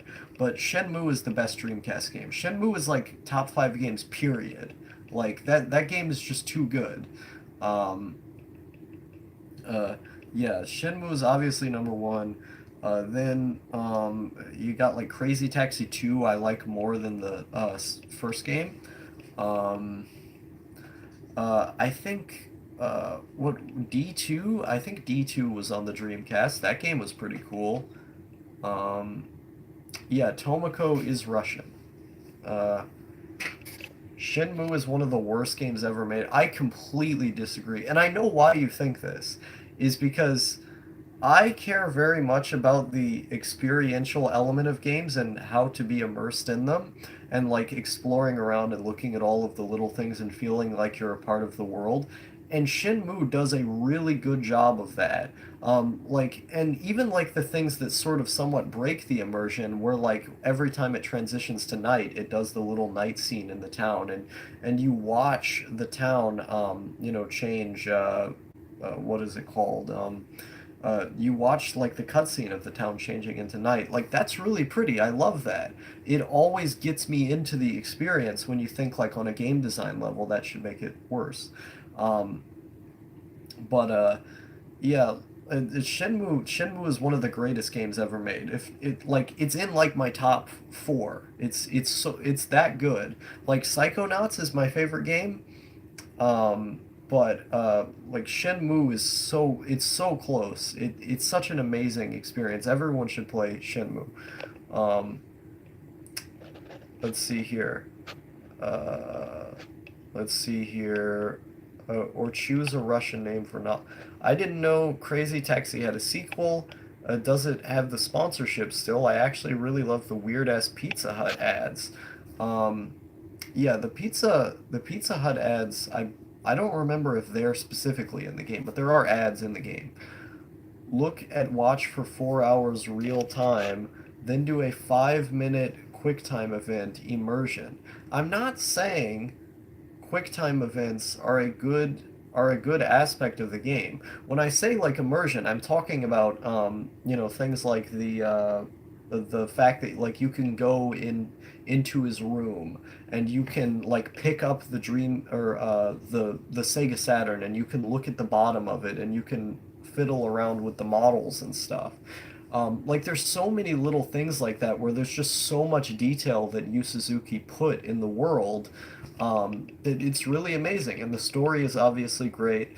Um, but I'm not saying QuickTime events are like the greatest. There aren't that many QuickTime events in the game. Like they're there. I don't think they're a hindrance or a bad thing, but like I don't understand why you fixate on that specific detail. Um, it's not that big of a deal. Let's see. Wait, did you make up with no thank you? I did that like a long time ago. That was like several arcs ago. Boxer versus Raptor. Na na na na na na na. Yes, I see. Adult Swim fans here. Um, have you played FF7? I have. It's a good game. I never finished it. It's like one of the only RPGs that I really like, though. Um, I need to play it. I need to play it properly. I think Chrono Cross is cool. People should play Chrono Cross. I wish I had a physical copy of Chrono Cross so I could play it. It's cool. It's a cool game. Someone play Chrono Cross with me so I can beat it. Like Suikoden. The Suikoden series is cool. Immersive gameplay of hours of driving a forklift. I don't think it is literally hours of driving a forklift, but I don't know why that's not fun. Like, how is that not a fun part of the game? I always liked the forklift parts. Um, I liked the guy who was, I liked having to run around town and asking for fishermen. Oh yeah, I'm looking for some fishermen. It's great. It's great. Uh, Tired of playing Tales of Fantasia, or tried playing Tales of Fantasia, but immediately lost the energy with the time travel part. The people in Shenmue are so deep, like that Japanese Rasta guy. Hmm. FF7 is the single game that made PlayStation RPGs a never-ending aesthetic. Um, I think Suikoden would add to it.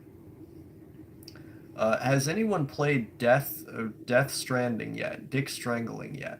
Um, no, it looks terrible. I don't want to play that game. Like the entire game is you like climbing up stuff. It looks like garbage.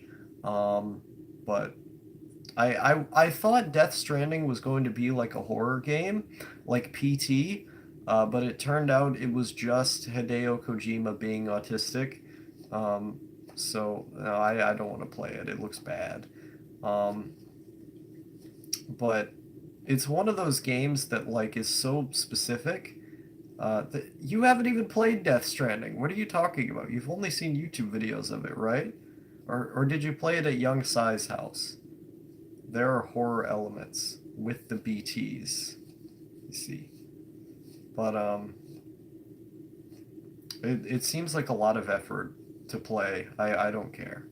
Silent Hills, aka I don't know I could have PTSD for a canceled game.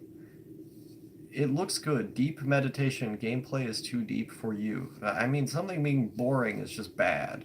Um, let's see. What was I gonna say? Oh yeah, Silent Hill. Silent Hill's cool. Um, I want to play Silent Hill again.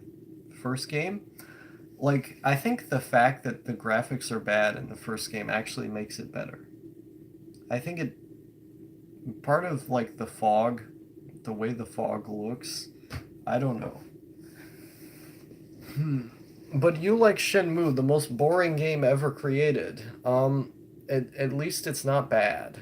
The it being boring is part of the point. You have the worst game taste ever, but I defended your stance on Pokemon. I said that every Pokemon game is bad. Um, let's see. Dream of an LSD English patch. LSD Dream Simulator is also one of the greatest games ever made. Um, but I don't know why people like Death Stranding. It looks bad. Like, I don't understand how someone can say Shenmue is boring for telling a story, and then at the same time be like, "Oh, Death Stranding, bro, is the greatest game ever made." Um, is supposed to be hard to control. Oh, it's supposed to be hard yeah, the controls are bad on purpose. I see. Um, Global Elite in CS:GO. I don't know what that is. Hmm. Okay, Ultimate Judge of Taste, Yume Nikki opinions. I like the main character. Madatsuki's pretty cool. I don't like that Yoshika Miyako Red bastardized her image. She's pretty cool. Um, to be honest, I like the fan content surrounding Yume Nikki more than actual Yume Nikki.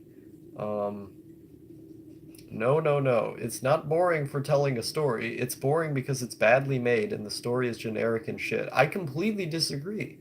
Like I've given examples of the story being good, or not the story. I've given examples of the structure of the game being good, and you've just said it's bad. So I don't know. It sounds like I'm the only one giving examples here.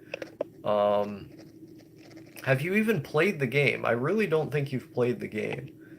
Um, I mean, at least when I say that, like, I think Death Stranding would be terrible, I don't mean that I've played it and therefore it's bad. It just looks like something I wouldn't like. Yume Nikki has some really good areas. Yeah, no, I agree. I like the concepts in Death Stranding, but the execution is terrible.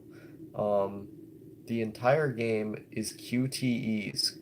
I don't under how do you think that the entirety of Shenmue is QuickTime events? See, you clearly haven't played the game because that's just not true.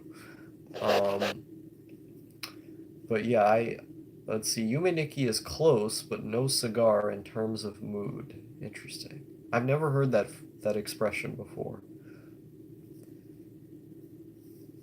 Mm.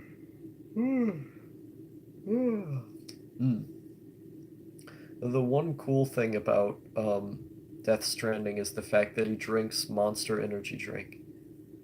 It's like they saw the OK Boomer meme coming or something. Then again, I just want more I'm sad games. There's not very many of those. There's not a lot of games that are meant to express depression, I don't think. Unless you count like horror as a whole genre. Please rec me more depression fuel games.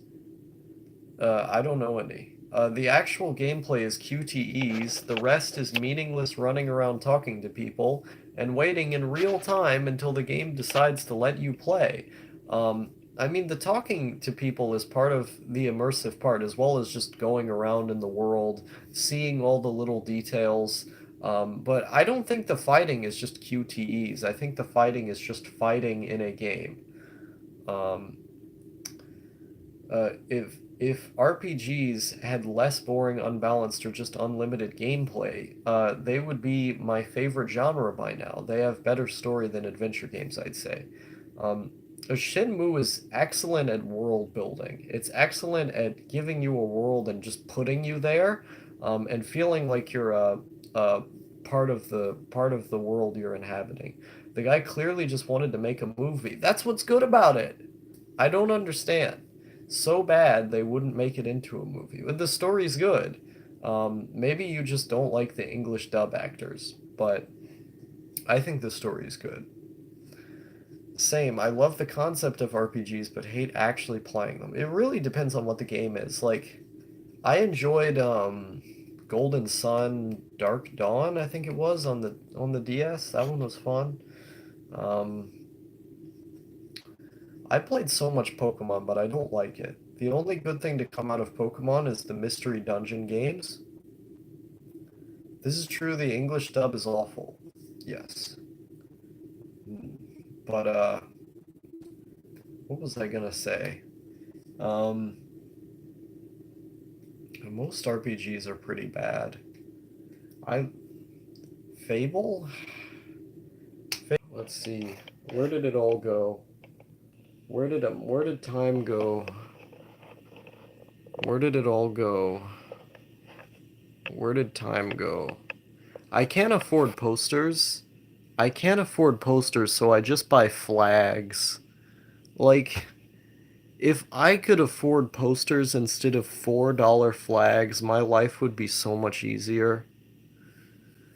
I want posters, but the only thing I can afford to spruce up my room are goddamn flags. Let's see here. Cinematic games is a meme that needs to die. If a game makes a good movie, it's bad. I disagree. I'll mail you some sexy anime posters. I'm gonna have to pass on that degeneracy, fam. Pokemon had good gameplay and actually ass stories, so Mystery Dungeon games are good as fuck, in my opinion. Hmm. Pokemon does not have good gameplay. It's all literally the same game every time. Hmm. Uh, Let's see here. Do we have anything else to say? I've been streaming for 3.5 hours now. High level competitive Pokemon has pretty deep meta, but that shit's boring, man. It's like, what about a black and white Mako poster? Mako. That would be pretty cool. Undertale Deltarune is the only good battle system. What? Uh, the building blocks are good, but Game Freak just really hates challenge. I don't know. I don't know how to feel about it. But, Sonic 06. This is the bizarre thing, right? You tell me Shenmue is bad, and then you turn around and say Sonic 06 is the best game ever made. And I know it's like only partly ironic. That's the thing. uh, Pokemon is more of a product than a game, similar to Call of Duty. I don't really enjoy the new Call of Duties that come out, but I actually do like the series as a whole. I guess you could call me like a normie or whatever for saying that, but I don't particularly care. I enjoy them when I play them. I've never played Sonic 06. I've heard you defend it though before, that's the thing. Wait, so you defended it without playing it? Worst taste ever. I see. I didn't say that what is it called? I didn't say that COD was a great game series. I just said they were playable. Um I will defend it to my grave. I see. I just came here to say that you're a pretty cool dude star. Happy face. Thank you. I appreciate it. Um, yeah, the world is so strange. I don't understand this cruel world we exist in. What is it? Why does it do that? It's sometimes a nice thing happens like that guy, and you're like, yeah, a nice thing just happened. That's pretty cool, I think. One might say being sad is not so bad. Sonic Heroes best Sonic game. I completely disagree with that. I think Sonic Heroes is a good game, like especially the pinball stage I really liked even though it was pretty hard. But I will never play Sonic 06 so that I never have to face the truth of it being absolutely terrible. I see. Sonic Adventure 1 is probably the best Sonic game. No, no, no, no. The Sonic 3 is the best Sonic game. Either that or Sonic Mania. Any inexplicable games from your childhood? Like I grew up with Jimmy Neutron for the GBA. Dude, that's the weird thing is that most of the games that I played when I was younger, I still like to this day. Like there aren't a lot of games that I can list out that I liked back then, um, and dislike now. That almost never happens. Like my taste in games has stayed almost exactly the same. Um, liking 2D Sonic because 2D Sonic is just better. I don't consider the 2D Sonic games uh, uh Sonic. I don't consider the 2D games Sonic because they're basically a different franchise. What the fuck? I mean, but they came for what? What? Ni- What? This man out here. I don't know what he's smoking, but I need some of it. Uh, let's see.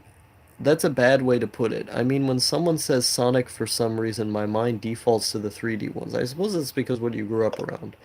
Sonic Advance 3, best 2D Sonic. The Advance games are really good.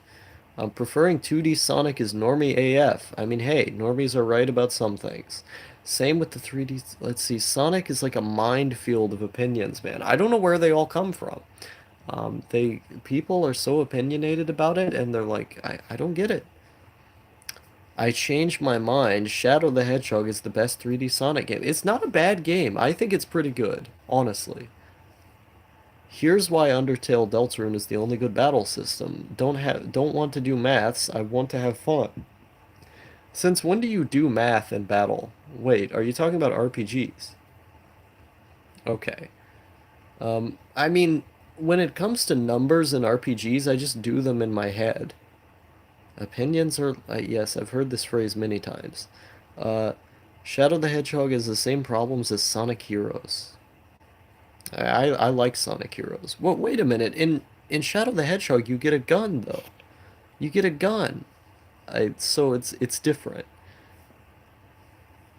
If you don't want to do maths, you couldn't survive Paper Mario. Oh, dude, I loved Paper Mario and the 1,000-Year-Old Door.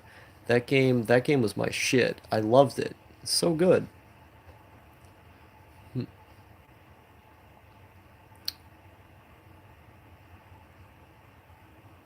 So this continues happening. The stream keeps randomly cutting out and my phone keeps fucking up. So I think, yeah, unless there's something someone wants to ask about, I think I'm gonna have to end it off here. Because there's so many times this keeps happening, and I'm just getting annoyed with the fact that my phone stops working. It's not fun if maths are literally the only factor. I don't think that's the only factor in RPGs. I mean, there's the music, there's the story. Um, if you mean in battle, then I mean, oftentimes there's several other things at play in battle. But I would disagree. I think, just watching the characters die can be kind of cool after a long enough battle. I don't know. Um, are there games that are better than Half-Life 1 and or Classic Doom? Yes, it's called Shenmue. Um, oh yeah, Half-Life 2 aged worse than Half-Life 1. I think Half-Life 2 is better. Hands down.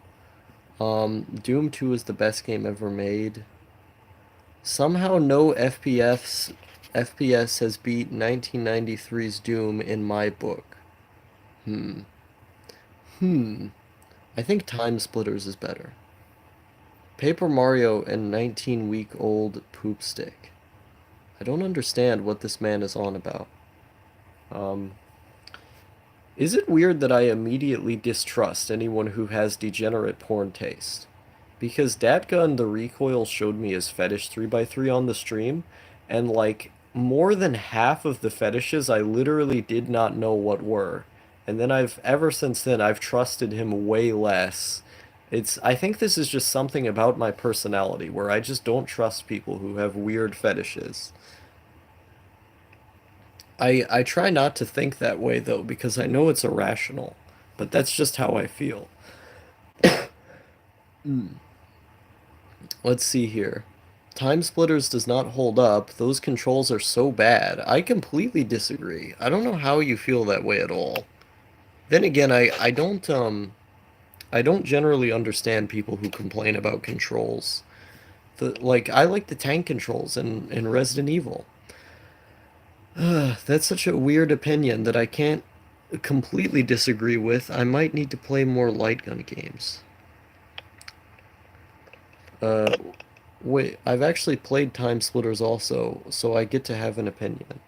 Um, are we talking about the same game? I think Time Force is a light gun game. Time Splitters is a series of first-person shooters on the PS2 and sometimes GameCube and Xbox. Uh, I think Time Force is the light gun you're thinking of, Maple Milk. I wasn't able to force the fetish 3x3 meme. Yeah, because fetishes are gross, man. Like, genuinely gross. Time Crisis at the arcade with the boys. Oh, Time Crisis. Okay. Thank you. Thank you for pointing that out, Tramp Stamp. I appreciate it. Yeah, Time Crisis is what it was called. Would you ever do cosplay? I don't look like any characters, so I don't think I would. If it's an anime thing, I don't think white people should ever do anime cosplay, ever. Because they don't look like the characters, and so they just make themselves look retarded, like some sort of deformed Down syndrome creatures. Um, I got the wrong one. What the fuck is up with similar names? I don't know what that's about. Yeah, it's weird. Um, You look like Joel from Vine Sauce. I don't know about that, man. I think you're seeing things where I don't. I look like Joel from Vine Sauce. I love Vine Sauce. Such a Reddit comment. Damn, this Reddit meme is just appearing everywhere. It's like it's never going to end. It's that we've reached Reddit consciousness, and because of that, everything is going to become infected by the Reddit. What about black people cosplaying? Lol. Um, hmm. If they look like the character, I mean, there are black characters in anime, so I mean, go all out. The only problems with Super Mario 64 is the camera takes some wrangling and it kicks you out of the stage after every start. Other than those two things, it's a perfect game. Mario 64 is very good, but what I prefer is Bubsy 3D for the thousands of hours of gameplay one can get out of it. Um, this is Star Territory. Yes. I don't know what that comment was about, but I appreciate it. Um, You guys need to watch Alulilia's playthroughs of Bubsy 3D. They're the greatest. They are like actually some of the greatest videos on YouTube. Bubsy 3D good unironically. I agree. I actually genuinely like the game. Alulilia is God. I agree. That man is so cool. He's so pure. Bubsy 3D is the refined man's game. Unironic, like it. It's so cool. R slash Reddit to okay, this is too much. TFW. Wait, no. Platform Masters came out, dude. Platform Masters, the movie actually came out this year. It because enough people demanded it, they released the film, so it is out. And I watched. The game didn't come out. Yeah, yeah. The Platform Master documentary though did come out. Um, no, like the game. Yeah, unfortunately the game didn't come out. I feel like if it did come out, it would be so good. Mm, ugh. I already have the documentary bookmarked. I need to finish it. I can't believe I haven't finished it yet. Ooh, pretty colors. What does this one do? I kind of like this. Silver screen, sepia, 8 mm. What the hell? There's no way. Okay. Dawn. What does this do? Crush. What does this look like? Beam. Normal. Now whatever. Um, I made a machine that calls everything Reddit. Why? Uh, I will never be a true platform master. He'll never post it. Yeah, probably. If you made edited videos, what style would they be? What do you mean if I made edited videos? I've made many edited videos. I feel like you haven't watched very many of my videos. Like just like 3 weeks ago, I made an edited video. It's called "Laundromats Are Cool." Watch that. If you want to know what they would look like, watch that video. I've made many edited videos. Ugh, ugh. Let's see here. All of these fucking people from Reddit, man. Now actual hatred of Reddit is ensuing. Um, What do you think of Angel Dust from Has Been Hotel? I don't know what any of those things are. Starfeet pics, no. I would prefer not to. I want to get a t-shirt that says I would prefer not to. I think that'd be pretty cool. Let's see here. Um, Having a strong opinion. This needs to stop. This forced meme needs to stop. The best star video. The best star video is leaving YouTube. Yes. Yes. I went to a character design course today. Nice. Good for you. Will Newgrounds revival uh have actual weight? Is it being revived? I don't know. Um I want okay. A close second is a final goodbye. Yes, of course. Why laundromats are cool was a cool video. I liked it. Thank you. I'm glad you liked it. Alulilia thinking and dreaming in megapixel game format is based, and he overcame his fear of water. I know, it's so cool. I like like rooting for his struggle and then seeing in the end as like as if a picturesque movie was taking place. that he was finally able to get into water. Oh my God, it's just is beautiful. It's a beautiful man. Flea markets are my happy place. I like free markets. I almost said a bad word there. I like flea markets a lot. Um, I think they're a nice way to find stuff that costs very little money, and things that cost very little money are cool. Newgrounds can have non-flash uploads, but nobody cares about them anymore. Star is ANCAP, star is ANCAP. Yeah, no, it started with me advocating for legalizing all drugs and ended with me advocating for completely free markets. It's great. Yeah, no, I'm an ANCAP now. Um, but yeah, I mean like there are Flash alternatives that exist. That's the thing is that like there's open source versions of what is essentially Flash, um, and they're on Linux, and you can use Flash software with them. Windows 7, good luck, my guy. Listen, man, it's not that bad. I mean, they stopped updates for it, but like, come on.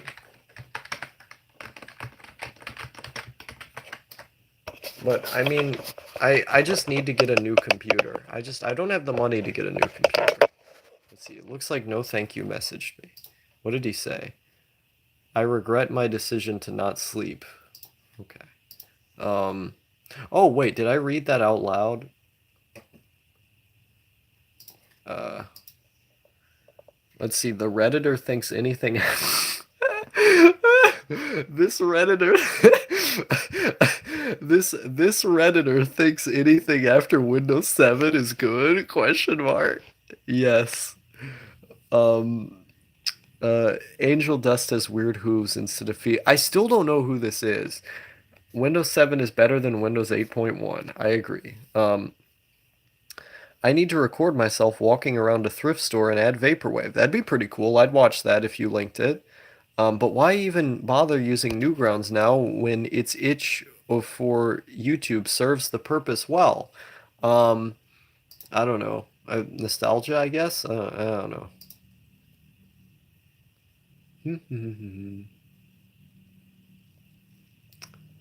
Do do do do do.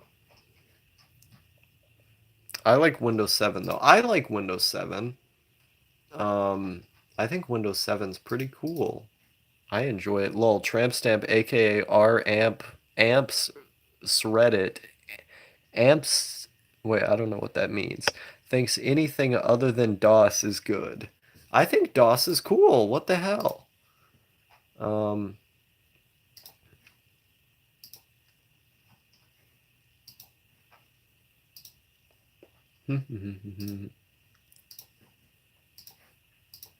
oh God, I hate this video so much.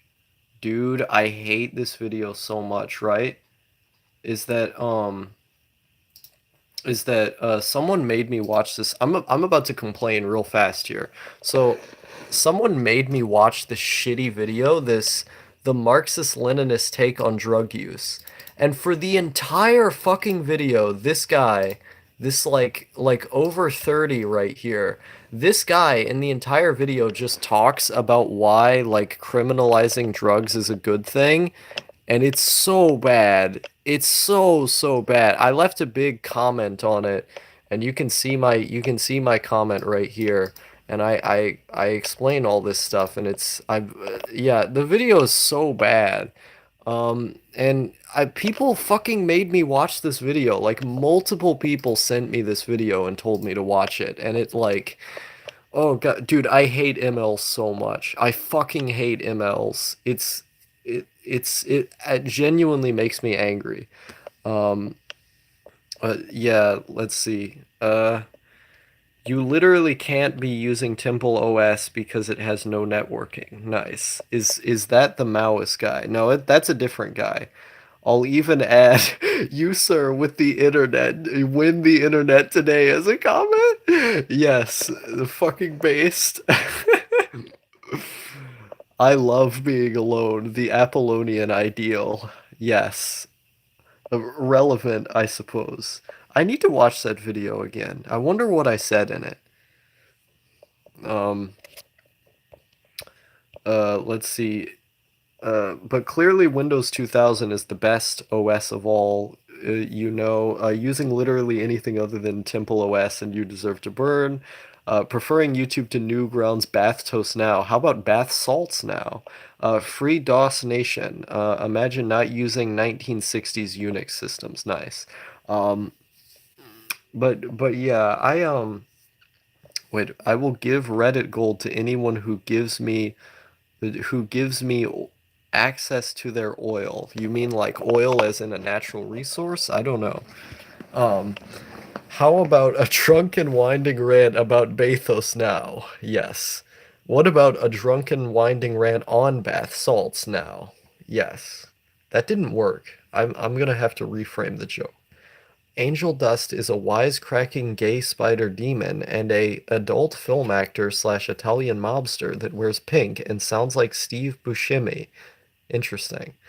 Call me mainstream thought, but I like these four walls, and there are still four walls. Hey, thank you. I think those are two of my best videos. I like them a lot. I don't think that's a mainstream opinion to take, though. Like, this is the thing, is that most of the people who watch my videos come here because of, like, the why work video, where, like, I've heard so many people say that their favorite video of mine is, like, why work or one of the neat videos or one of the videos about like being a hikikomori. Like those are the videos that I hear so many people say are their favorites. And when I think of those videos, I think of just like a random thought that I had that I recorded in like 6 minutes and forgot about.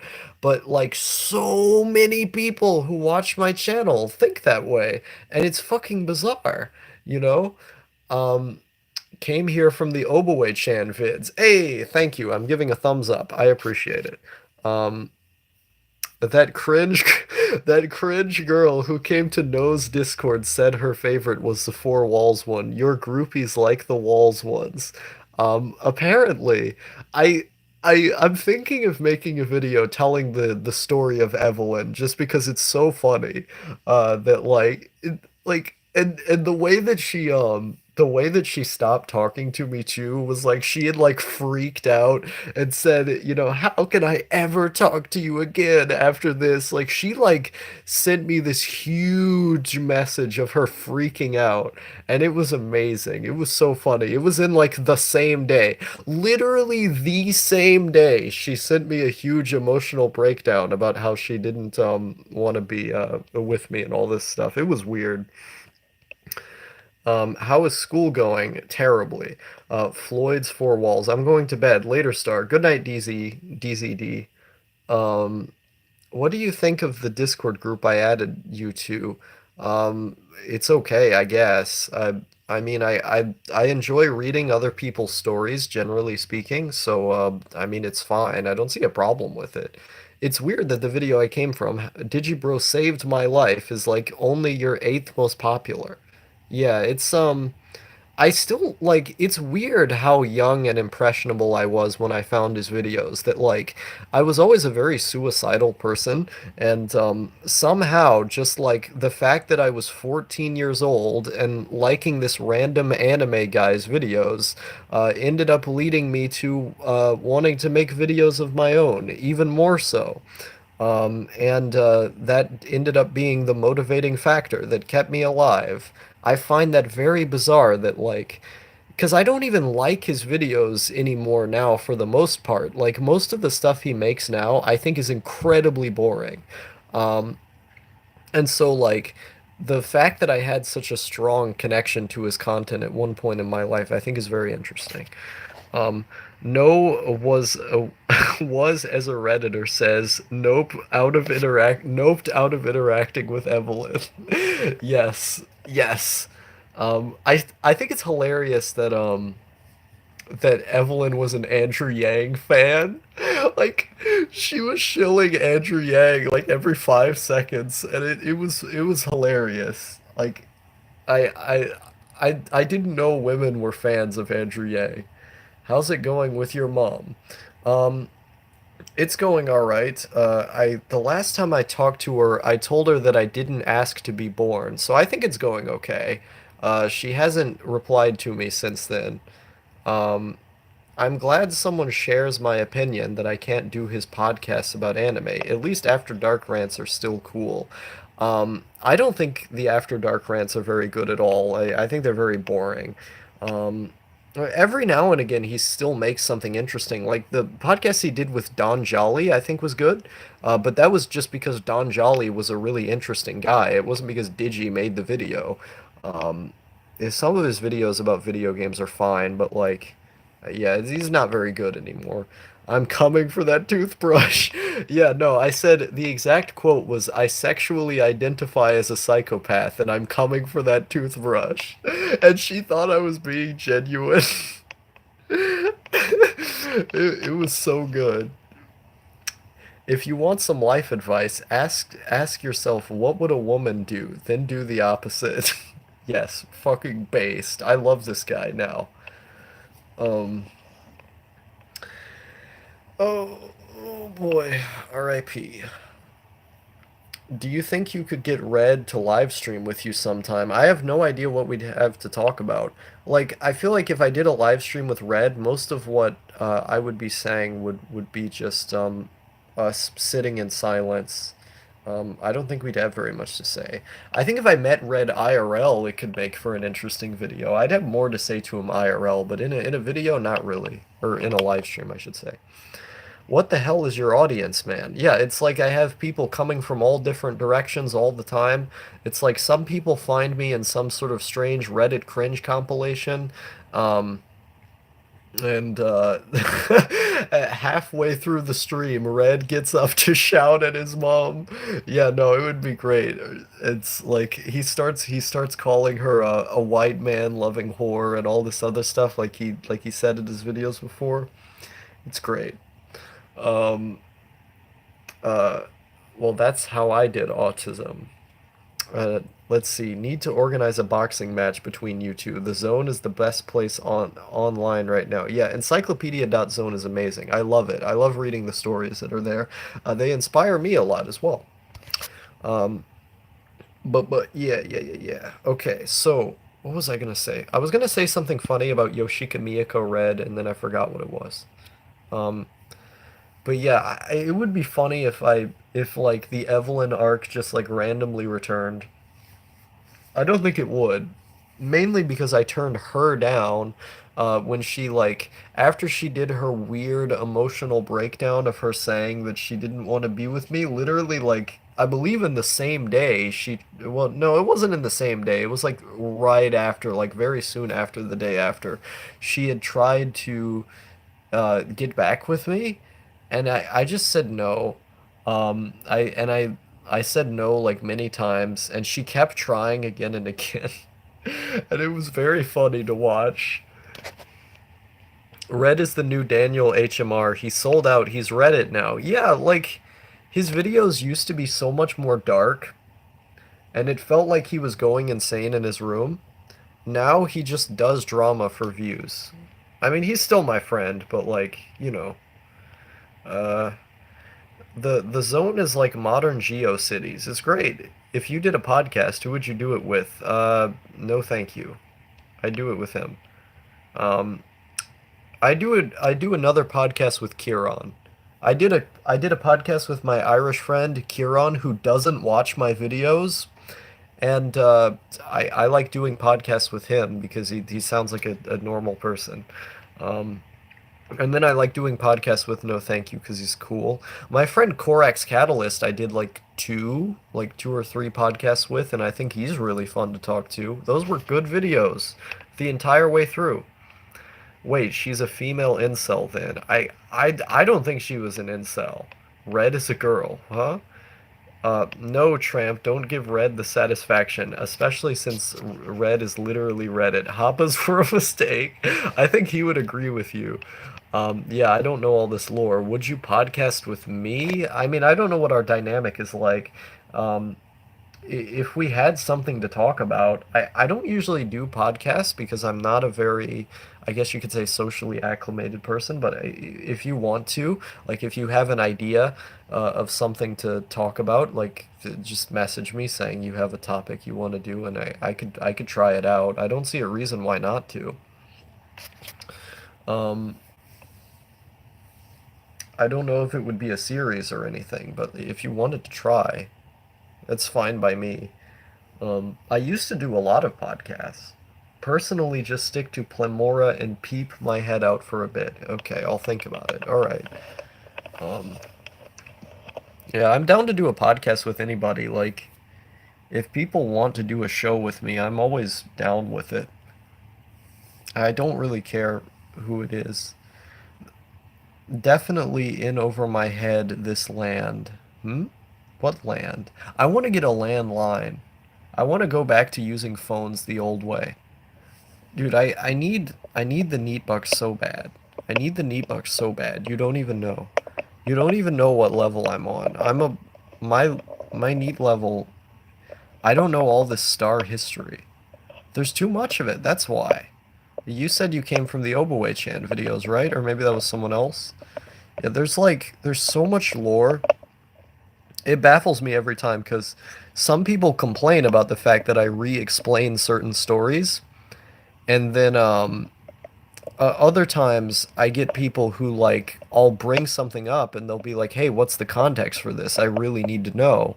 And so I end up re-explaining myself a lot for the people who don't know. And I think what I should have to do is just tell people to lurk more. I just like no thank you SoundCloud stuff and the neat videos. I see. Imagine making a video taking melon pan clips out of context interspliced with random trans panic memes. With a random trans panic memes and getting 100K views. It's the people on poll, man. It's the self-hating trans people on poll sharing it again and again. It's R9K, which are also all self-hating trans people. It works. It's a proven formula, and it's the gift that keeps on giving. I'm gonna when I meet Tramp Stamp IRL, when I meet Tramp Stamp IRL and do the video with him in South Africa, I'm going to have to like make the title of the video be like I'm gonna have to make it like famous trans panic man interviewed or something. I need that's the working title, but like it's gonna be great. It's poll. I'm gonna get immediately shared on poll for interviewing the famous tramp stamp, the leader of the the leader of the politically incorrect crusade. It's gonna be great.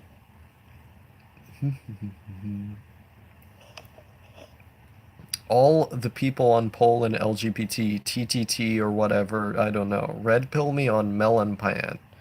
Who is that? Melon pan? That's like it's like the guy who reviews music with the big head, right? I don't know who this is. Melon pan. Oh, let's see here.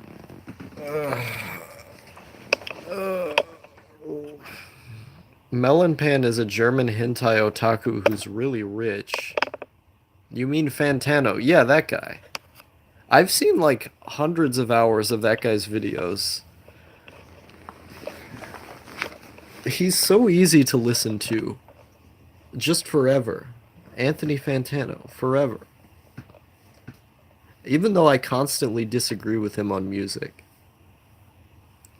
Fantano probably likes hentai too, to be honest. I want this link. He makes videos of him dressing in silly outfits and running around pretending to fuck all of his anime merch. Nice. Fantano is a coward for not getting his punk band together.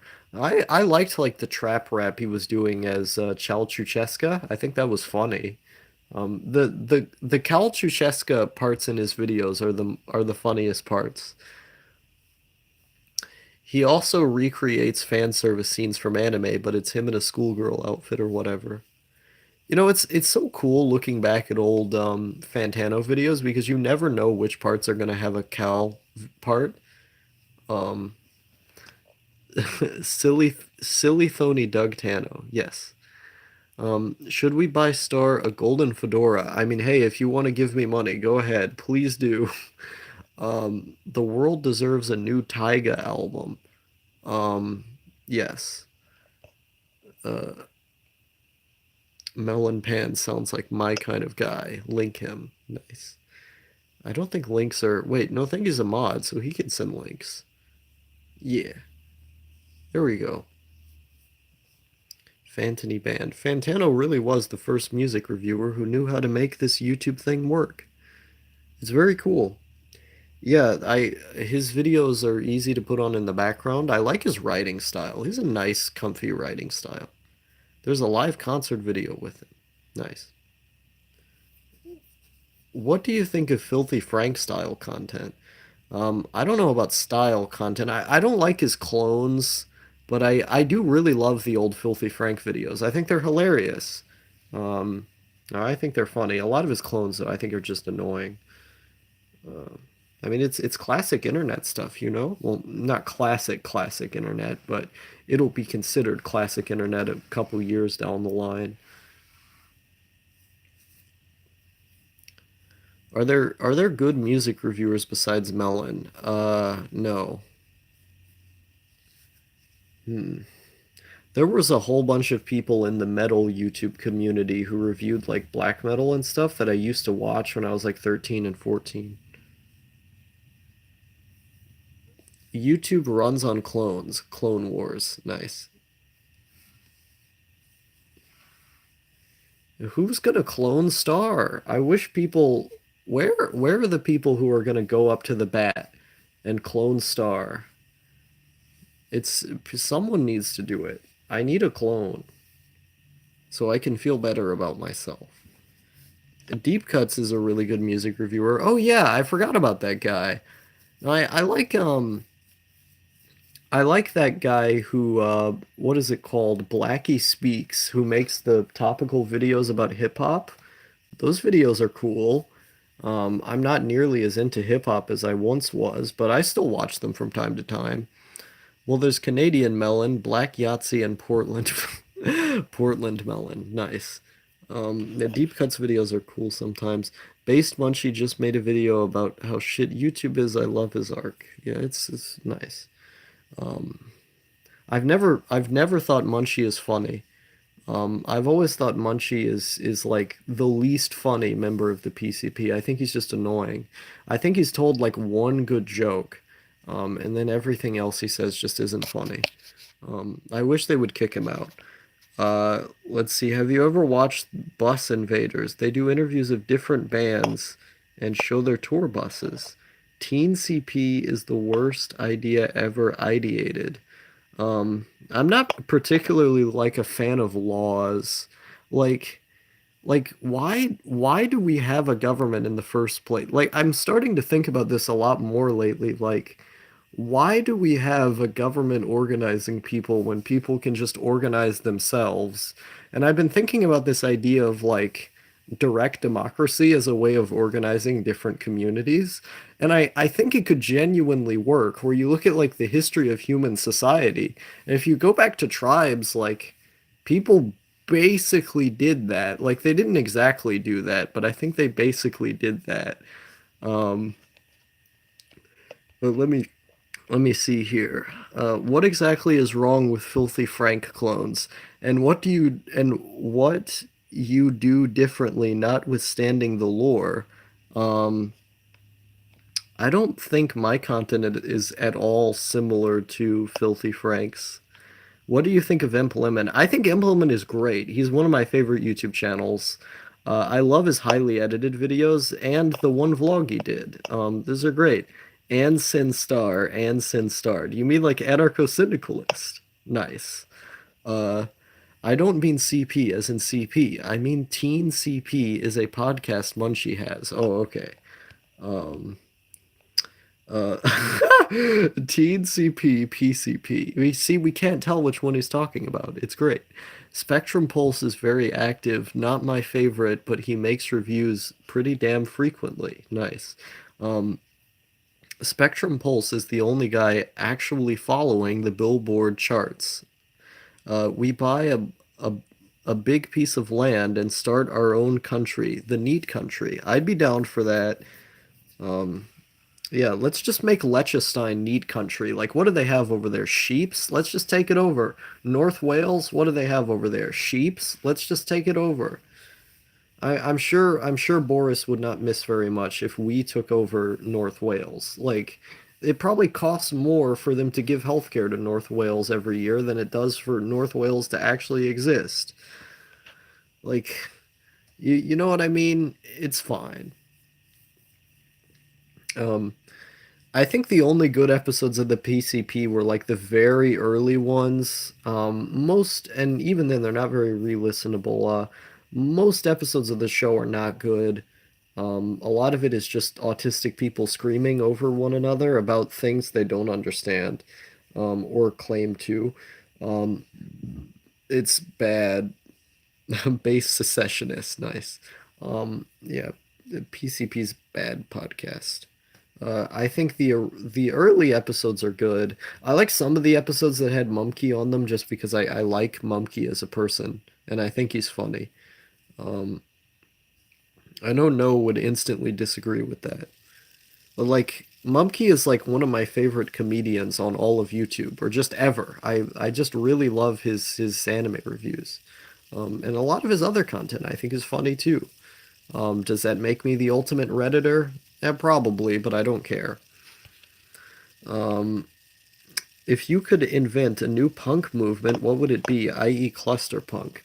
I would make the going insane in my room genre on YouTube cluster punk, or just a punk movement. Like the style of videos where, you're just taking out a camera and like recording in like 4:3 aspect ratio and rambling to yourself about nothing around your house.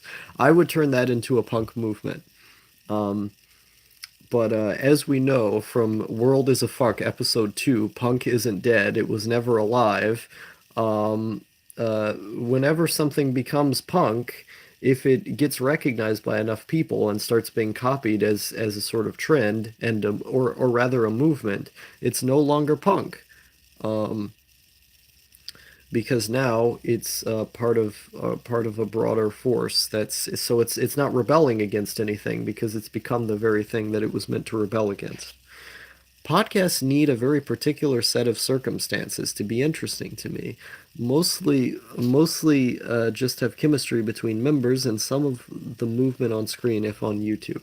I don't care about having movement on screen. That shit does not matter to me. I think podcasts can be funny if they have like a barrage of images like what Zabujard does. So video of incel core, right? I mean, I guess you could say that. I don't know. Neat core, yeah, neat core is better. Cyber patricianism is the new punk. I see. I have math I have to do. I don't want to do it. I'm getting tired at this point too. Like this is the part where I normally start winding down to go to sleep, so I have to do it. Um, r/punk. I'm starting to get really tired.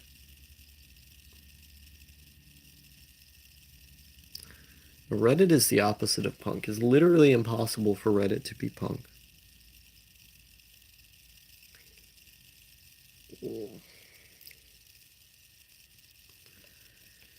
Uh, yeah, I invented goober punk. Nice. Yeah, I think I'm going to bed now, guys. This was nice. It was nice talking to you. Go do Shinmu maths.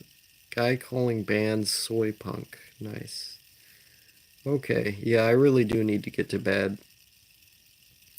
But I need to do my work first, so yeah, good night, everyone. Thank you for listening to this for so long.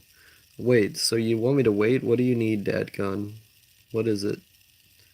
Um, Good night. Good night. Okay, I think Dadgun is about to type out something pretty big, so I'm just gonna wait for him. Gonna sleep at do break beats. Nice.